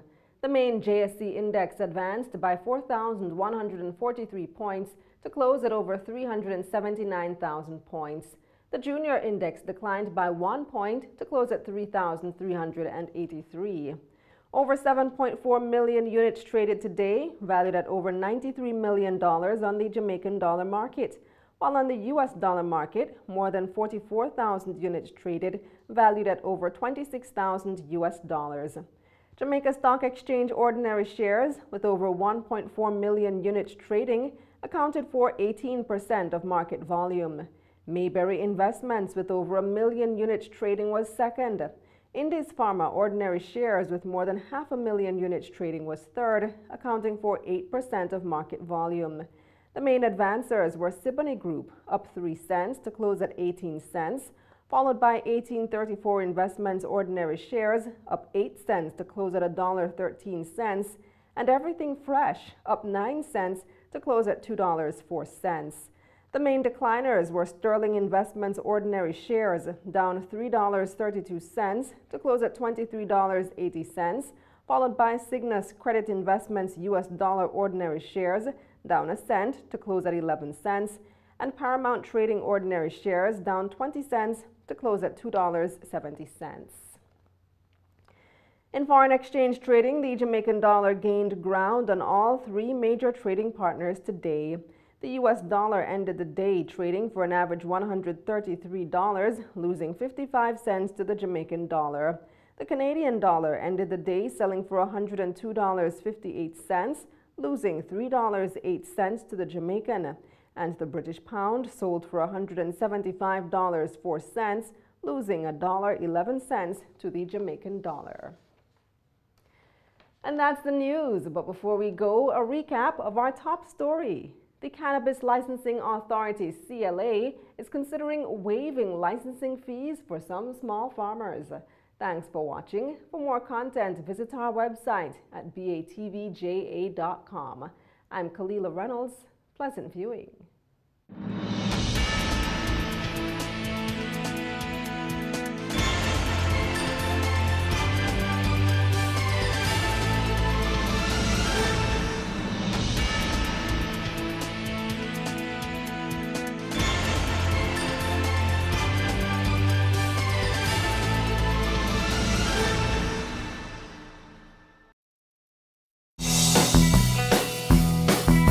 Hi, I'm Richard Panduit, CEO for the Separate Group of Companies. You're watching Business Access TV. We're serious about business.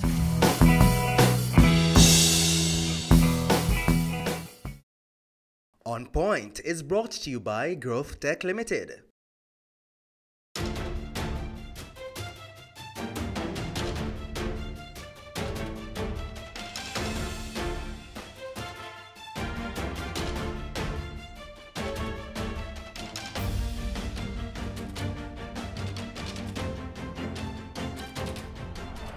Good evening and welcome to On Point. I'm your host, Kalila Reynolds. And I'm Dennis Chung. Well, Dennis, consumer confidence is at an all-time high 172. I think that's the score, 172. Somewhere around there, yeah, it went up quite a bit. And from 150 something to 172. I remember Don Anderson telling me that typically consumer confidence lags quite a bit behind business confidence, because the businesses, have more of the foresight to see what's going to be happening down the road. But now that consumer confidence is catching up, I mean, this is a good sign. I think the reason why business confidence wasn't higher is because the survey was done, I'm hearing, during the period when we had the depreciation of the dollar. Oh, perhaps. Right. So, I mean, irrespective of what the BOJ was saying and the Minister of Finance was saying, the dollar, when the dollar depreciates at such a fast rate, it does affect People purchases. get nervous. Of course. But you would think then that consumer confidence would have dipped as well, if that's the case. Yeah, well, remember, you know, people are getting more jobs. They're seeing income, so you have a lot of people who were not employed before who are getting greater employment now. Most of our job market is in the labor force of like the construction industry, and a lot of construction is happening now. So I would expect that, you know, people will feel confident. I have money now, so I can go and buy something. Yeah, you know? We just have to make sure that people who are working in those construction jobs, that their rights aren't trampled upon, like we saw the unions complaining about in the past week as well. Yeah, you know, one of the ways for us to do that is that we need to, well, if you create more jobs, then, you know, there's a shorter supply of labor, so people will have more bargaining power. But also we need to upskill people. True. You know, but we're going to be talking about upskilling quite a bit in our program tonight. Innovation is the name of the game. We'll have the Caribbean Maritime University on to tell us about their robotics program and other things. I had no idea we were developing robots here in Jamaica. And then later in the program, we're doing an opportunity for young entrepreneurs to gain some capital, start a business. Awesome. Well, we'll have all of that and more, but first, let's take a look back at some of the top business stories this week. At number 5, the IMF is downgrading its outlook for the world economy, citing rising interest rates and growing tensions over trade. The IMF now says the global economy will grow 3.7% this year, the same as in 2017, but down from the 3.9% it was forecasting for 2018 in July. It slashed its outlook for the 19 countries that use the euro currency and for Central and Eastern Europe, Latin America, the Middle East, and Sub-Saharan Africa. At number 4, China has promised not to weaken its currency to boost exports during a tariff fight with Washington. The Chinese are also rejecting US concern about the yen's sagging exchange rate as groundless and irresponsible. Foreign Ministry spokesman Liu Kang says Beijing has no intention of using competitive devaluation. A US official told reporters in Washington the Trump administration is concerned about the weakening yen. The tightly controlled yen has lost almost 10% of its value against the dollar this year. That prompted suggestions Beijing might weaken the currency to help exporters that face punitive US tariffs of up to 25%. At number 3, after a week on strike, workers on the Mandela Highway have returned to work. The president of the union, which represents the Mandela workers, Vincent Morrison, says they met with China Harbour Engineering Company CHEC and resolved a number of issues including overtime payment. Additionally, Mr. Morrison says the workers will now receive pay slips from CHEC. However, he says their contention that workers are being paid below industry standards have not yet been resolved. At number 2, Norman Manley International Airport NMIA is now being run by a Mexican company. Grupo Aeroportuario del Pacifico GAP also operates 12 other airports in Mexico, as well as the Sangsta International Airport in Montego Bay.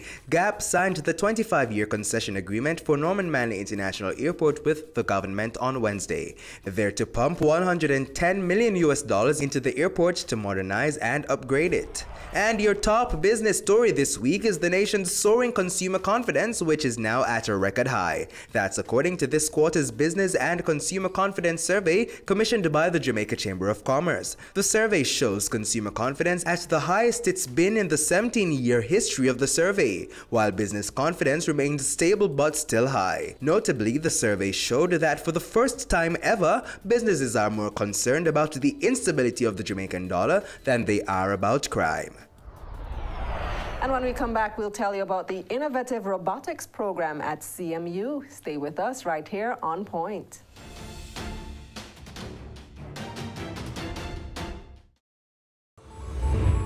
Growth Tech is making connectivity like oxygen. Wherever you see the Growth Tech free Wi-Fi, feel free to connect. Watch, connect, and go, allowing you to chat, check, browse, and email securely. So when you're on the go and need to connect with friends, family, or a team member, or just stay updated, look for Growth Tech's free Wi-Fi. Growth Tech, making connectivity like oxygen.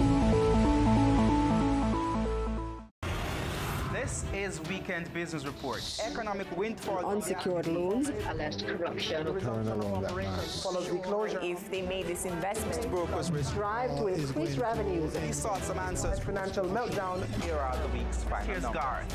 News Roundup. Camille, it's back to you. That's Weekend Business Report with me, Keneal Gale, Saturdays and Sundays.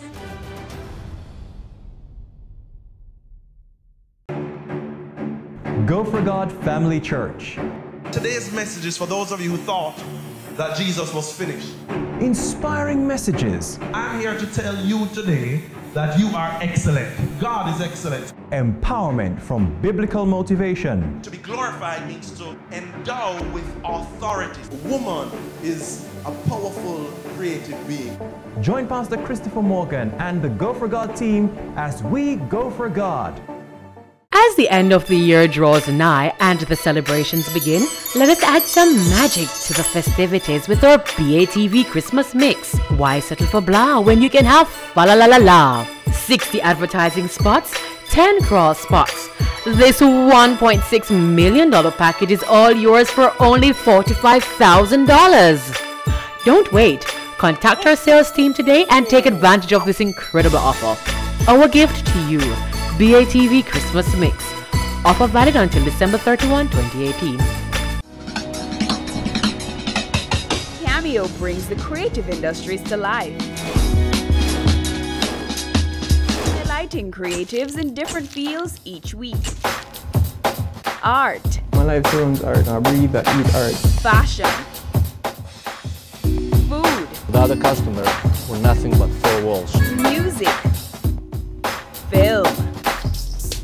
Cameo, only on Business Access TV. Have you seen it? It's BATV Live. Live streams of business news weekdays at 7:30 p.m. Stay on point Thursdays at 8 p.m. with our Business Current Affairs show and Weekend Business Report Saturdays at 7:30 p.m. wherever you are. Log on to our Facebook page at Business Access TV or visit our website at batvja.com. Live and at your fingertips. Business Access TV. Serious about business.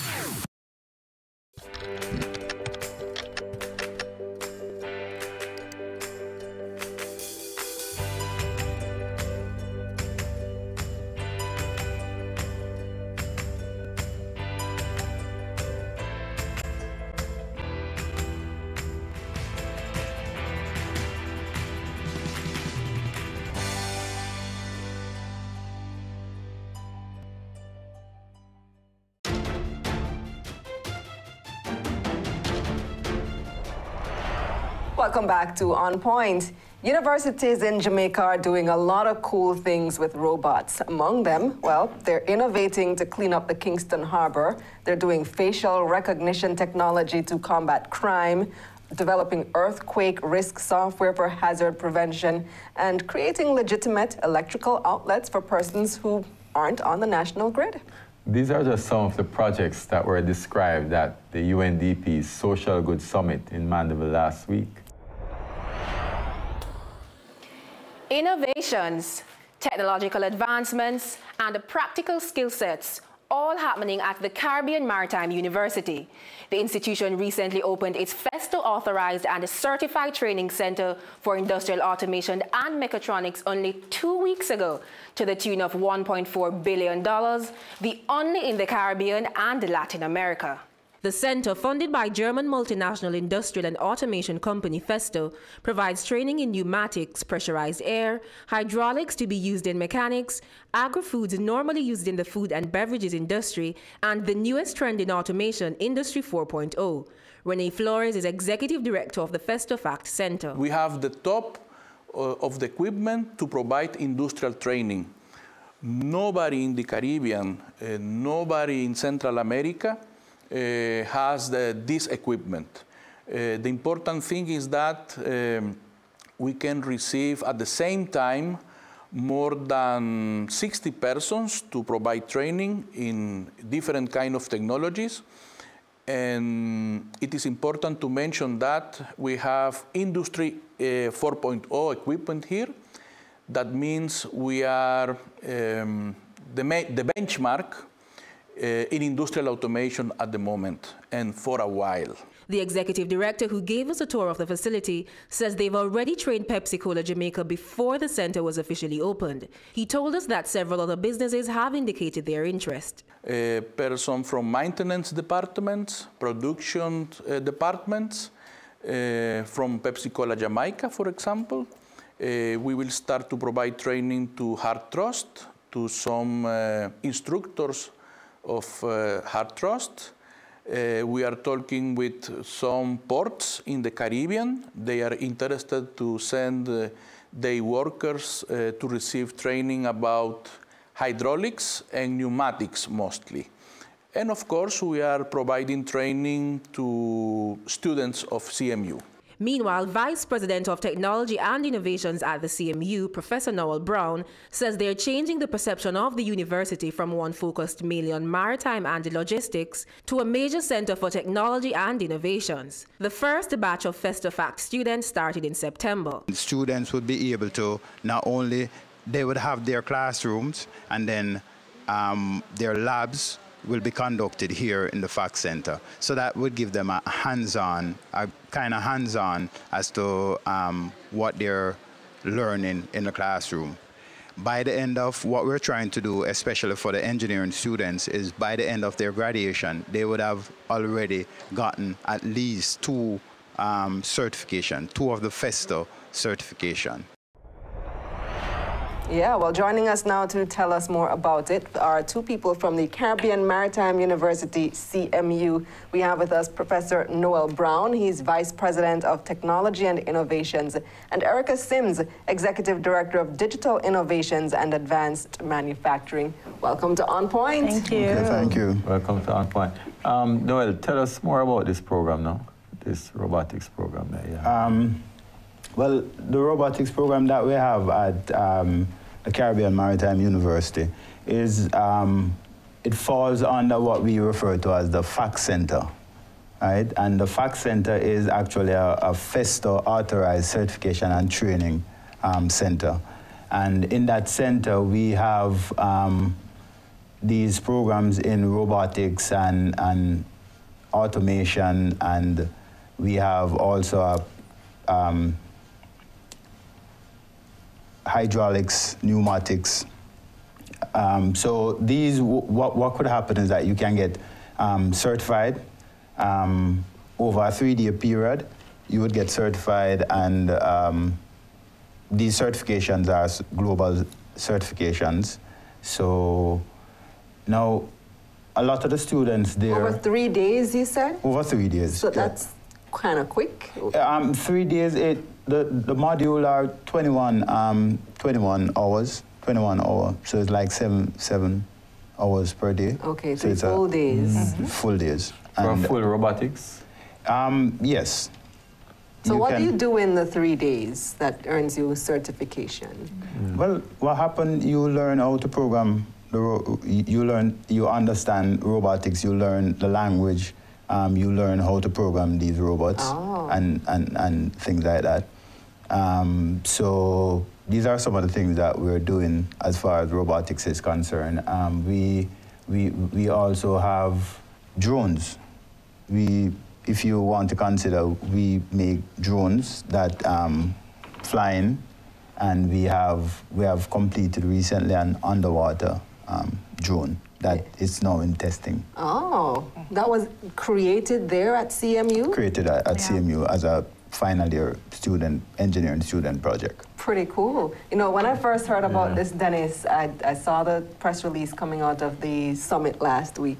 I said, no, man, we have to have these people on. This is really interesting stuff. And I was told that we have to have on Erica, because she knows what's going on. She's very familiar with the program. So how long has this been going on? Well, I would say that if you haven't been to CMU recently, it's not your father's CMU, right? It's not the place where the sailors and the people in the white outfits are anymore. We have expanded the program not to just focus on the maritime sector, but we're really focused on the tech sector, technology. Technology for the manufacturing sector and technology for the maritime sector is really our focus. So you'll find most of the programs actually actually wrapping around and pointing to those industry sectors.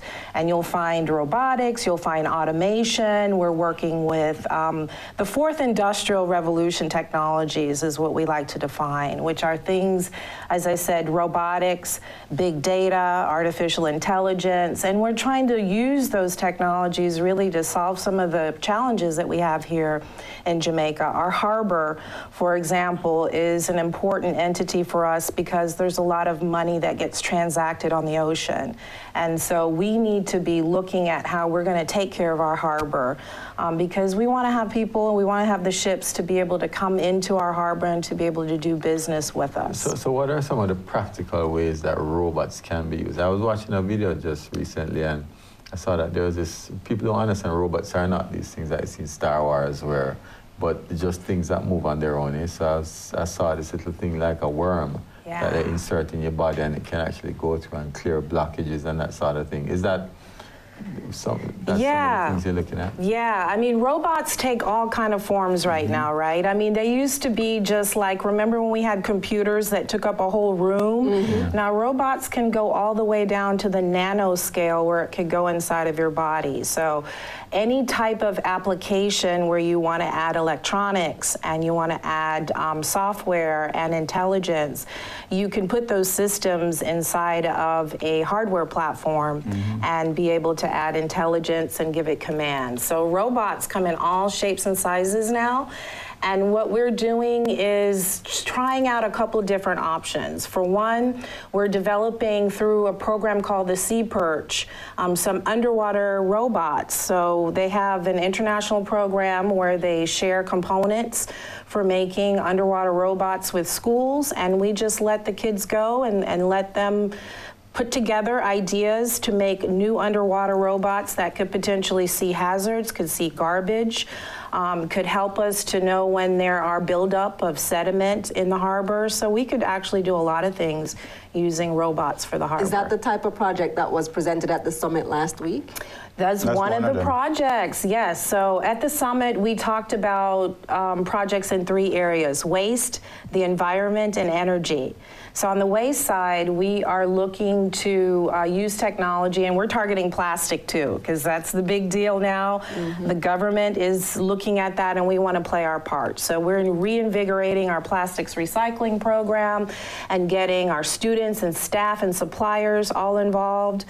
On the energy side, we're looking at how we can automate our buildings and make them smart. So smart buildings, energy automation. And on the environment side now, trying to see how we can apply innovations and technologies to the harbor and things that you know, are in our control, like our premises, the land that our university is on. So making that greener, you know, trying to implement different types of ideas so that we can become good stewards of our property and our land. Noel, the average man out there hears robots and even trade unions. I might say, well, you guys coming to displace workers. I mean, when you think about the sugar industry, for example, we really should have, it should have been automated in terms of cutting. I think it should be mechanized. You might have trade unions standing outside the CMU tomorrow and saying, boy, protesting this robotics programming. Well, that question has always been asked. Every time you start talking about robots, that question would come up. And then one other thing I would say is that since I've been around, I've read that in the 1930s, people were saying the same things about machine. Machine is going to come and take over our jobs, basically. And it has not. And I think that robots will not take away our job. What robot will do is that it will force us to kind of upskill. And there will still, you need people to make the robot, you need people to program the robot. People would have to be able to diagnose them, repair them, things like that, to maintain them. And so what we need to do is upskilling. So we need to stay smarter than the robots. We need to the problem is that Jamaica has not been upskilling in terms of education. Fine. I mean, when a threat comes in, a politician gets up and says, plant all the sugar cane you want.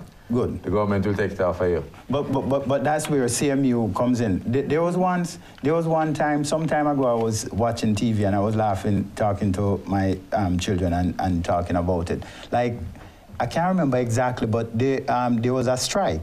Sugar workers striked, and what they were talking about is that they were getting like $150 to cut a ton of cane, and they want like 158 or 153, some figures like that. Just imagine someone, you're paying someone at $150 to cut a ton of cane. For all that work. For all that work. Humans shouldn't be doing it. So one of the questions that I would ask the individual who are worrying about their job being taken away, or the trade union who is supporting it, is that should humans be actually doing this work? Would you want to have your job, to do the job that a robot is doing? Just think about it. No, most people would not want to do what the But then they don't have the skills to do much else, and that's a problem. Well, that is where CMU and the other universities come in, because some of the programs, when I spoke about the FESTO, or the FAC Center, when I spoke about the FAC Center, there are courses that are from basic level. So you don't have to have a university degree to come in and to be certified. It starts from the basic level. So most high school leavers could come in, and from that, they could start upskilling, and they would be given global certification. But do you even promote this type of program? Because I didn't even know CMU did this type of work. Well, the center was opened like 2 weeks ago. 2 weeks ago. The center of what? Robotics? It's the FESTO Center? FESTO? Yeah, the FESTO FAC Center. What is that? Well, FESTO is it's a German company. And what they do is that they give international certification to work in the engineering area. And most of the Fortune 500 manufacturing company, they are actually using these certifications. So if you talk about Boeing, if you talk about General Electric, and I think that at the Red Stripe, I think the new line that they just installed, they're looking for people that has these certification. We just ran a training for Pepsi also. Our first graduates were from Pepsi. From Pepsi, and they're certified in some areas. Yeah. So Erica, a part of what CMU does with this program and others then is actually work with companies. I mean, that's one of the pushes you're making, because I know that there's a lot of complaints recently and in the past that academics does not do enough to move the needle in terms of practical business ideas. Yeah, we're completely focused on the industry sector at CMU, and what you'll find is a lot of our programs are reverse engineered. We do engineering in our courses. So we go to industry and we find out what the trends are. And what we do know today is that the factory is changing. And if we are not looking at those changes here in Jamaica, we're going to be obsoleted in the global marketplace, because there will be countries and places that will make the same products that we make here for cheaper, faster. So what we're going to have to do is to figure out how we're going to implement robotics and automation and all this new technology that's coming out now so that we can stay relevant and competitive. To your question about whether the robots will replace the workers, it'll never replace the workers. There will definitely be jobs that will get obsoleted, right? Automation is going to take some jobs out of our market, but automation will create jobs. And so what we have to do now is to focus on the future of the jobs that are going to be created and start preparing. That's why you see us offering certifications from FESTO in engineering and manufacturing on the latest technologies that are being implemented in the factory today. So that hopefully within the next 2 years or so, you'll start to see this new skill set emerging within our workforce, so that we can go into these factories and transform, because frankly, the factories in Jamaica are old.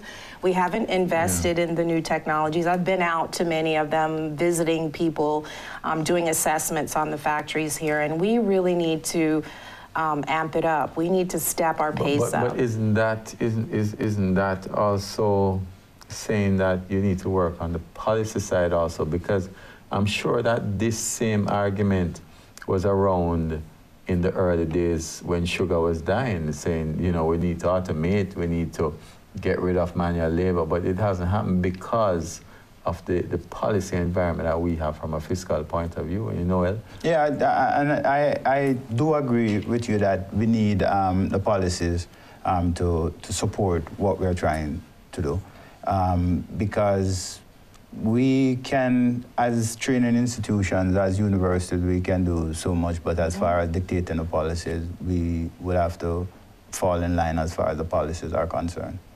But yes, we are ready. The Festo Center that we spoke about, it is a $1.4 billion investment. Yeah. It is the largest fax center in the world. Even though it's a German, the first one was in Germany, and even though it's a German certification, the center that we have here in Jamaica is the largest, not only in Jamaica, but in the world. Wow. Yeah. Now, outside of Germany, is the largest in the world. It definitely is something that we need to take note of. I mean, a huge investment, huge infrastructure in place to be able to say that we are the best in the world. Here in Jamaica, we have the most advanced industrial automation training center for mechatronics right here on our island. So as a university, I think that we're doing our part. Policymakers need to... But shouldn't you as a university be engaging them though? I remember in the days, I mean, of the Carl Stones and those guys in the 70s, they were out there on the forefront determining policy by pressuring the government to ensure that certain policies were in place. Well, some of the things that we're doing is that we're... Khalida wouldn't remember, she's too young for that.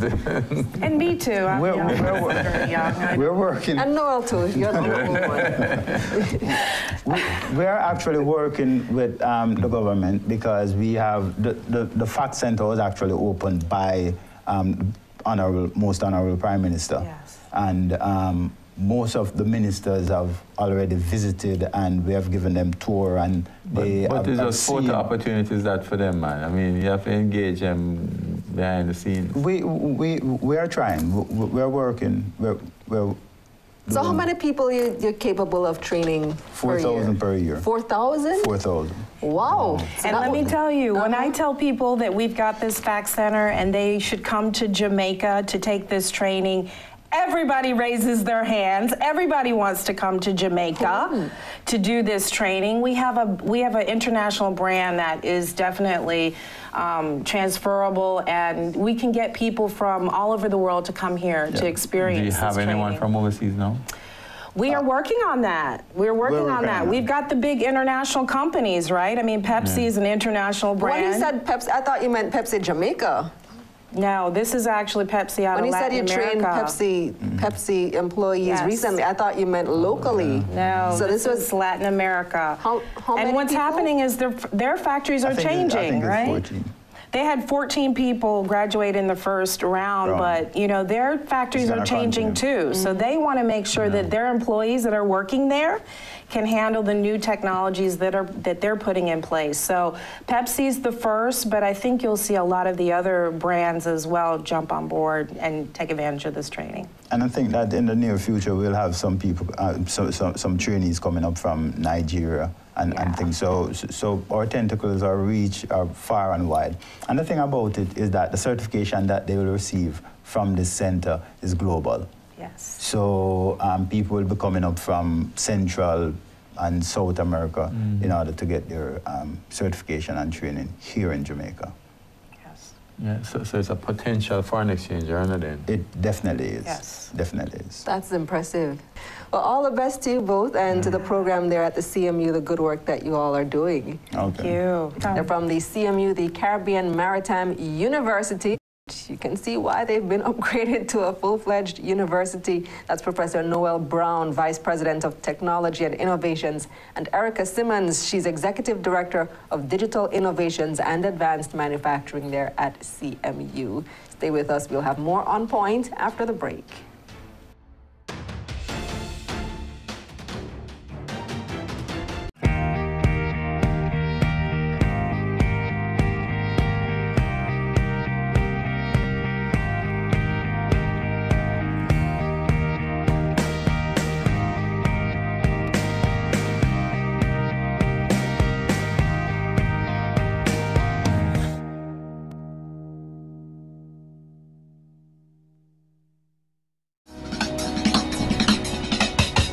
Cameo brings the creative industries to life.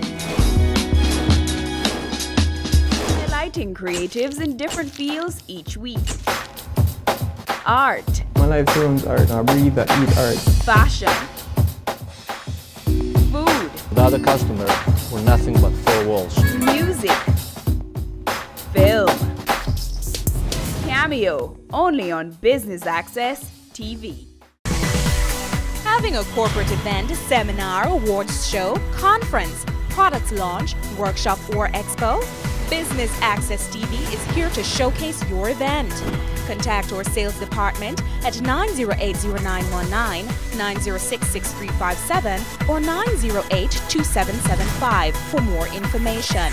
Business Access TV, serious about business. It's season 12, and Wealth Magazine Business Access is here to keep you business savvy. With an impressive mix of some of Jamaica's most inspiring business moguls, we continue to keep Jamaica informed, empowered, and ready to dominate. Tune in Sundays at 5 p.m. only on BATV.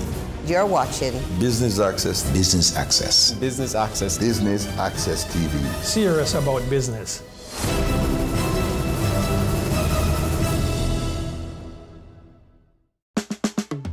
Caring Hands Season 3 continues to effect change in a changing environment. Many of us were raised by grandmothers, right? So, I mean, we know the wisdom that these people have. Going beyond business. The little leaders of today are our leaders of tomorrow. And with the proper education, we'll have very good leadership coming from that. That's Season 3 of Caring Hands, creating change and shaping lives, every Sunday at 5:30 p.m. on Business Access TV. We are back with another exciting, innovative and inspiring season. It takes a lot of stick-to-itiveness, being consistent and persistent in whatever you're doing. That's the bottom line. Business exists to add value to people's lives. And if we're not doing that, might as well we knock down the store and just call it a day. It's a Season 3 of Creating Wealth, Mondays at 8 p.m. on Business Access TV.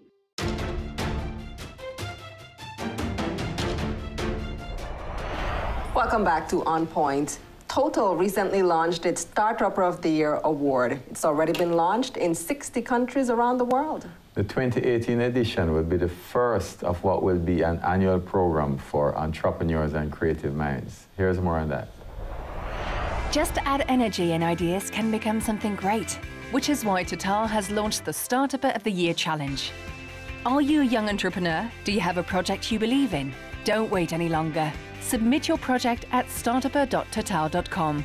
A jury will pick the top 3 projects in your country.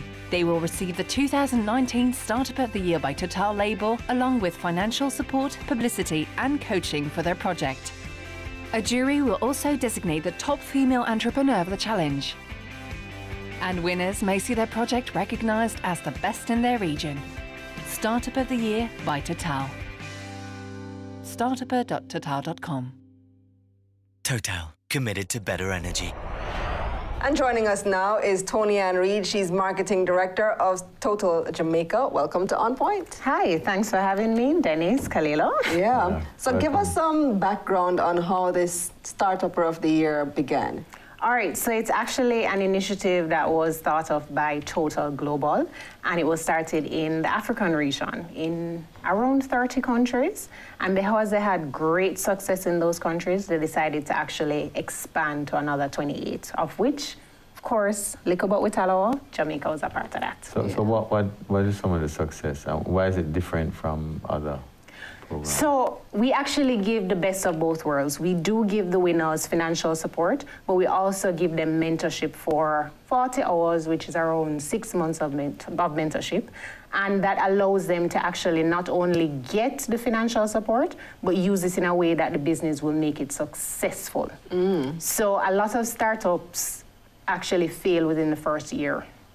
So what we've decided to do is either bring a company that is 2 years or younger or an idea to fruition with the mentorship and the financial support. So how long has it been in existence now? So it actually was launched in 2015 in the African region. Okay, so I asked that to say, what has the success been like? How many have failed already? So how many have succeeded already? So the success comes from the fact that each year there are 3 winners from each region. And those winners to date, all of them still have their companies and are still running successful companies or fruitful companies, so to speak. The next part of it is that a lot of these young entrepreneurs or young businesses actually need to get in touch with a lot of JBDC entities, Jamaica Development Corporation. Also, they need to get in contact with banks that will give them loans. And so this actually expands beyond just the 3 winners. It actually allows these persons to get in contact directly through our activities like the press launch, the symposium that we're planning to have, as well as the pitch sessions that we're going to have. So not only do the 3 winners get to win, but also a lot of other entrepreneurs with good ideas, great ideas as a matter of fact, get in contact with people that can help them to bring their business to the front. Okay, so how does one apply to become Startupper of the Year? So, of course, we're in the digital age, so everything is done through a platform. There is a dedicated website. You can find the information on our Instagram or Facebook page at Total Jamaica, or our website, that is www.total.com.jm. Don't forget the JM. And all the information is there. Once you're on the site, startupper.com, you will be able to go into the portal, register yourself as a participant, and then enter your idea. It will carry you through a questionnaire and all the details, and you'll submit your idea. Do you already have to have a business plan drafted? No. So it can actually just be an idea that you have, and then from that idea, then we will help you to build it into something that the 15 finalists will have to pitch to a panel of judges. One of the challenges I have with these sorts of programs is that they come out with this big splash, and they announce the winners and thing, and then after that, the winners are left on their own, and they struggle, and So, what I can say is that Total is actually committed to ensuring that the end product or the fruits are born. So, a part of our prize, again, is a mentorship for the 6 months. During that 6 months... 6 months is not enough, though. I agree. You need to but 6 months them, with milestones and ensuring that they get in contact with the right people is the direction that they need to be going. Unfortunately, so you put them in touch with with JBDC. We will be partnering with JBDC for this round of activities, and so they will actually help them. We'll give them free mentorship for the 6 months, the 40 hours, but they will also have that relationship with JBDC thereafter. And because of the financial support, then once they hit the milestones and they're using the financial support correctly, they will be able to garner additional support. Well, how much is the financial support? We haven't even said that. The first place winner will actually get $2 million, around $2 million. It will be doled out in euros. So that's 12,500 euros. For the second place winner, they'll get 7,500 euros, which is around 1.5, 1.6 million. And then the third place winner will get 5,000 euros, which is around 750,000. So how do you measure success, though? Because I'm still on this. How do you measure success? Is success for you to actually identify winners, identify people with ideas, give them an opportunity to start, and then that's successful?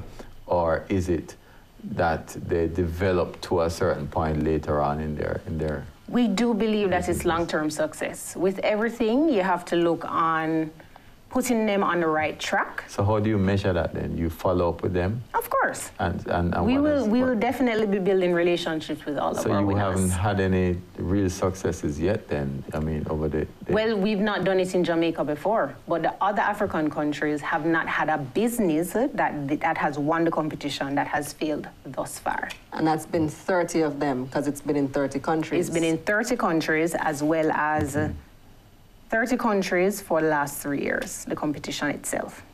So it's not just another competition then? No, you're not just winning money, you're winning guidance and you're winning endorsement from Total. I've seen a lot of them, and a lot of the winners I see coming out and they're struggling after, and you know. We will, as Total, always give them the support that they need. It may not be financial, naturally, but we will always be there to help to mentor them. And again, a lot of the important features is getting the guidance and the mentorship.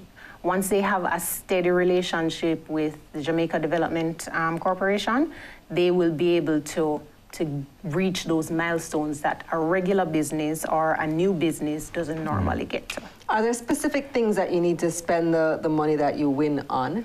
So that is something that will be developed, because every business is different. Right. So that will be something that will be developed with the JBDC once they start their mentorship, and we'll look on what it is that they need to do to get to the next level, what it is that they need to do to spend on. So if they need equipment for this business, that's the next step. If they need to do something else, some kind of investment, that's the next step for them. So it's something that will be tailored to their specific idea. So is there any gender emphasis in this program, any gender programs or anything like that? So we do have a top female entrepreneur, which will be one of the prizes or one of the awardees. It will not be an awardee that wins cash, but they will win the 40 hours of mentorship. We are very big on gender equality and getting women to participate in business, and so it's one of those attributes that we're always... So you don't have a top male also? No, we don't have a top male. Because, I mean, there's been so much emphasis on women that I think women are actually passing the men now. Well, maybe not. I don't know if they are in entrepreneurship specifically. Entrepreneurship. As managers and so yes, but not specifically well, maybe not entrepreneurs, but I don't have the statistics on either right now. I know that but there are 70% of managers in Jamaica are female. Agreed. Not worldwide though. No. But not worldwide. And this is geared towards owners. Yeah. Yes. But they soon start owning everything. So. Quite possibly. But to just add to that, there is a criteria for the challenge. You have to be 35 years or younger. You have to be a Jamaican citizen. You don't need to live in Jamaica, but you need to hold a Jamaican passport. And that's for the Jamaican version. Yes, that's for the Jamaican version. So whichever country that you are applying to, or whichever country you're applying to, that is the passport that you need to hold. Is there a limit on the number of persons that you take into the program? No, so right now the program is actually open. So as if you have an idea, if you have a business, you enter it on the site. We are welcoming all ideas and all businesses, 2 years and younger. And so you then don't have thereafter, to think that my idea isn't grand enough for... No. What we want is to see the innovation. We want to see something new, something brilliant, and so we know that Jamaica is full of that, so we just need you to apply. Who will be judging? Who will select the winners? So we will have an independent entity that will choose the top 15, and then from the top 15, we will have the pitch session. We will actually have Vera from JBDC. We'll also have Denzel from the University of the West Indies. We will have Wendy. We'll have quite a number of well-respected educators as well as entrepreneurs themselves that will do the judging sessions over the course of 2 days and actually choose the top 3. So what's the timeline for this? When's the deadline to enter, and when do you expect to announce the winners? So the website was opened yesterday, and so you have from now till November to submit your ideas, after which the website will be closed, and then there will be a period of time up until December 31st that the top 15 will be chosen. So do participants have to have criteria like a certain corporate structure or be formally registered or even tax compliance? Is that important? That's the beauty of it. Because we are starting with ground roots, with ideas. You literally can just have an idea for your business, and once that idea is submitted, you can build around it thereafter. But suppose someone comes in and wins, and then a year after they have tax issues and it's public. You ever thought about that? No. So that will be a part of the vetting process to ensure that they are compliant with not only the rules and regulations of Total's guidelines, but also the rules and regulations of the country, the laws. So they must be upstanding citizens of Jamaica. Yeah, so you actually do a background check on everyone. Yes, the independent. Because that's important. I mean, I think it's a way to get people into the formal system. Yes. You know, and hopefully the government doesn't tax everybody a lot after that. You know. Well, it sounds interesting, Tony Ann. We look forward to seeing more about Total Start Upper and the winners, of course. Yes, thank you very much. And then seeing it again next year and the year after that and all that. Committed. Thanks for joining us. Thank you for having me. She's Tony Ann Reid, Marketing Director of Total Jamaica. When we come back, we'll have the numbers and your word on the street.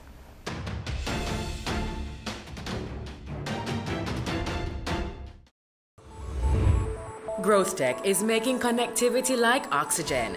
Wherever you see the GrowthTech free Wi-Fi, feel free to connect. Watch, connect, and go, allowing you to chat, check, browse, and email securely. So when you're on the go and need to connect with friends, family, or a team member, or just stay updated, look for GrowthTech's free Wi-Fi. GrowthTech, making connectivity like oxygen.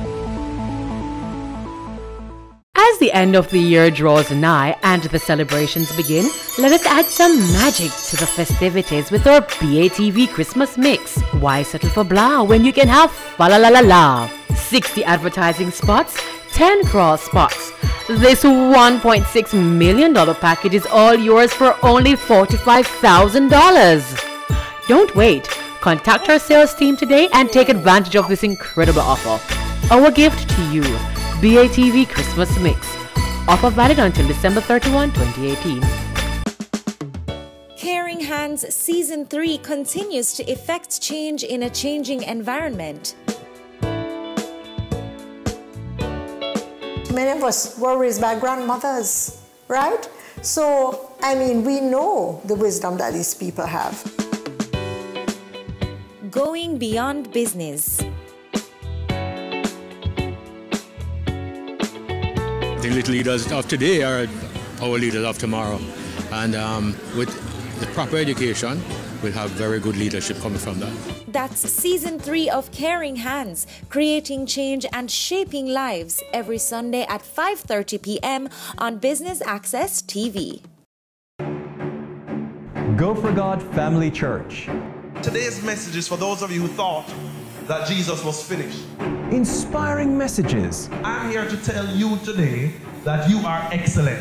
God is excellent. Empowerment from biblical motivation. To be glorified means to endow with authority. A woman is a powerful, creative being. Join Pastor Christopher Morgan and the Go for God team as we go for God. There's only one recommendation for funding that is ever going to come from me, and that is funding from a bank. This is the cost to build, and it includes every nail and screw for the building. Our motto is building communities, building a nation. Get in the know with the world of real estate with Business Access TV's Home Sweet Home, Sundays at 4:30 p.m.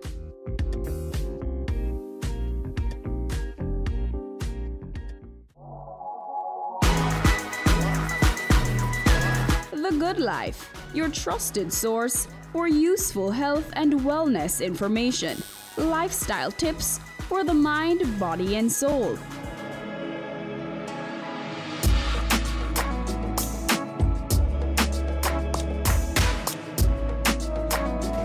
Tune in Tuesdays at 8:30 p.m. on Business Access TV.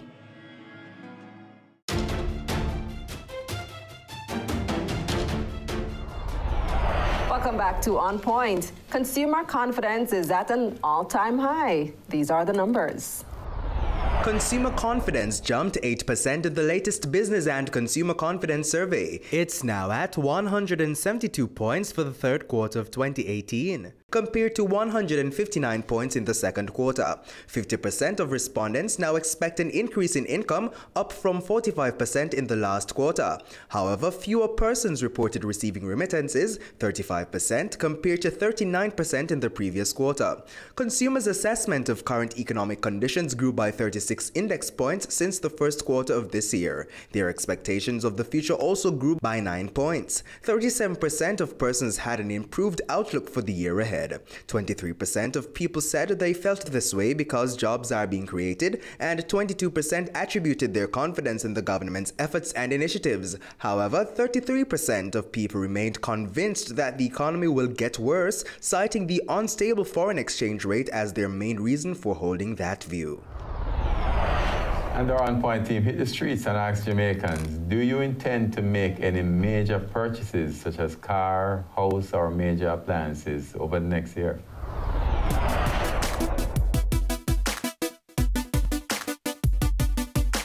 At this point in time, no.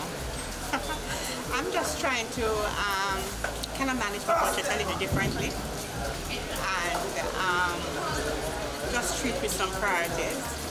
And major purchases doesn't feature on the priorities right now. No, and the reason is I would have had to budget for that and haven't done so as yet. No, not really, as I'm married. So I won't be around for a while. No plans to make any major purchases this year. I'm in the process of building a brand, so I'm using all my revenue to go there to build a brand. Not really. Got no work, no money.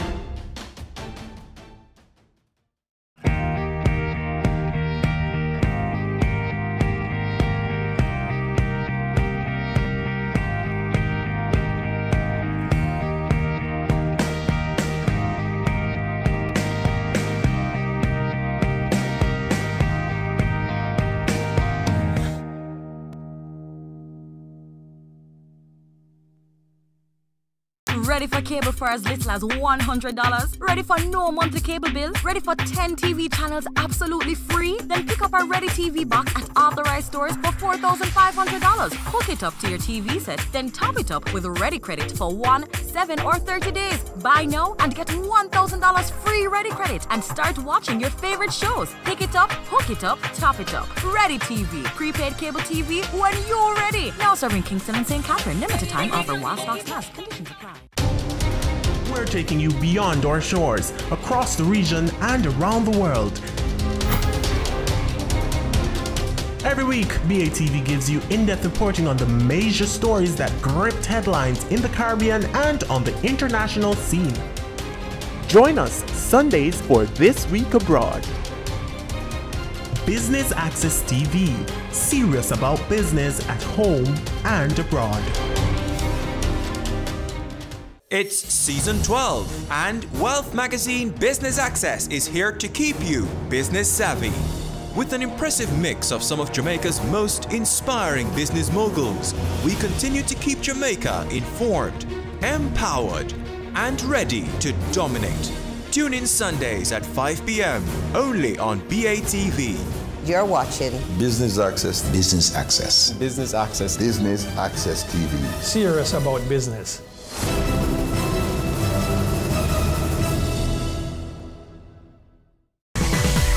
Having a corporate event, seminar, awards show, conference, product launch, workshop, or expo? Business Access TV is here to showcase your event. contact our sales department at 908-0919, 906-6357, or 908-2775 for more information. Business Access TV, serious about business. This is Weekend Business Report. Economic windfall. Unsecured loans. Alleged corruption. Follows the closure. If they made this investment. Brokers strive to increase revenues. He sought some answers. Financial meltdown. Here are the week's final. Here's Guard. News Roundup. Camille, it's back to you. That's Weekend Business Report with me, Camille Gale. Saturdays and Sundays.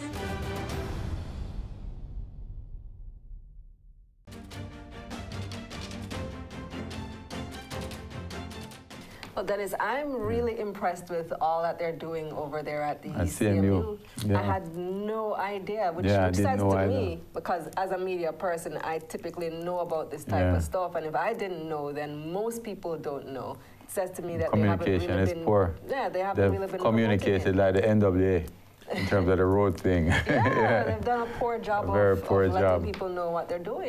But it's exciting. It is. And the fact is that they seem to be repositioning themselves now as a technology university. It's sort of ironic because they seem to be taking over from UTech, from what UTech was known as before. But I think it's definitely the way of the future. Robots, I think, is going to be a great feature, a big part of the economic environment in the very near future, globally, and hopefully Jamaica will adopt it. Yeah, you know? Pretty cool stuff. Yeah. Well, that's our show. Want to thank you for joining us yet another week. Thanks to our hardworking production team and to you, our viewers. I'm Kalila Reynolds. And I'm Dennis Strong. Until next week.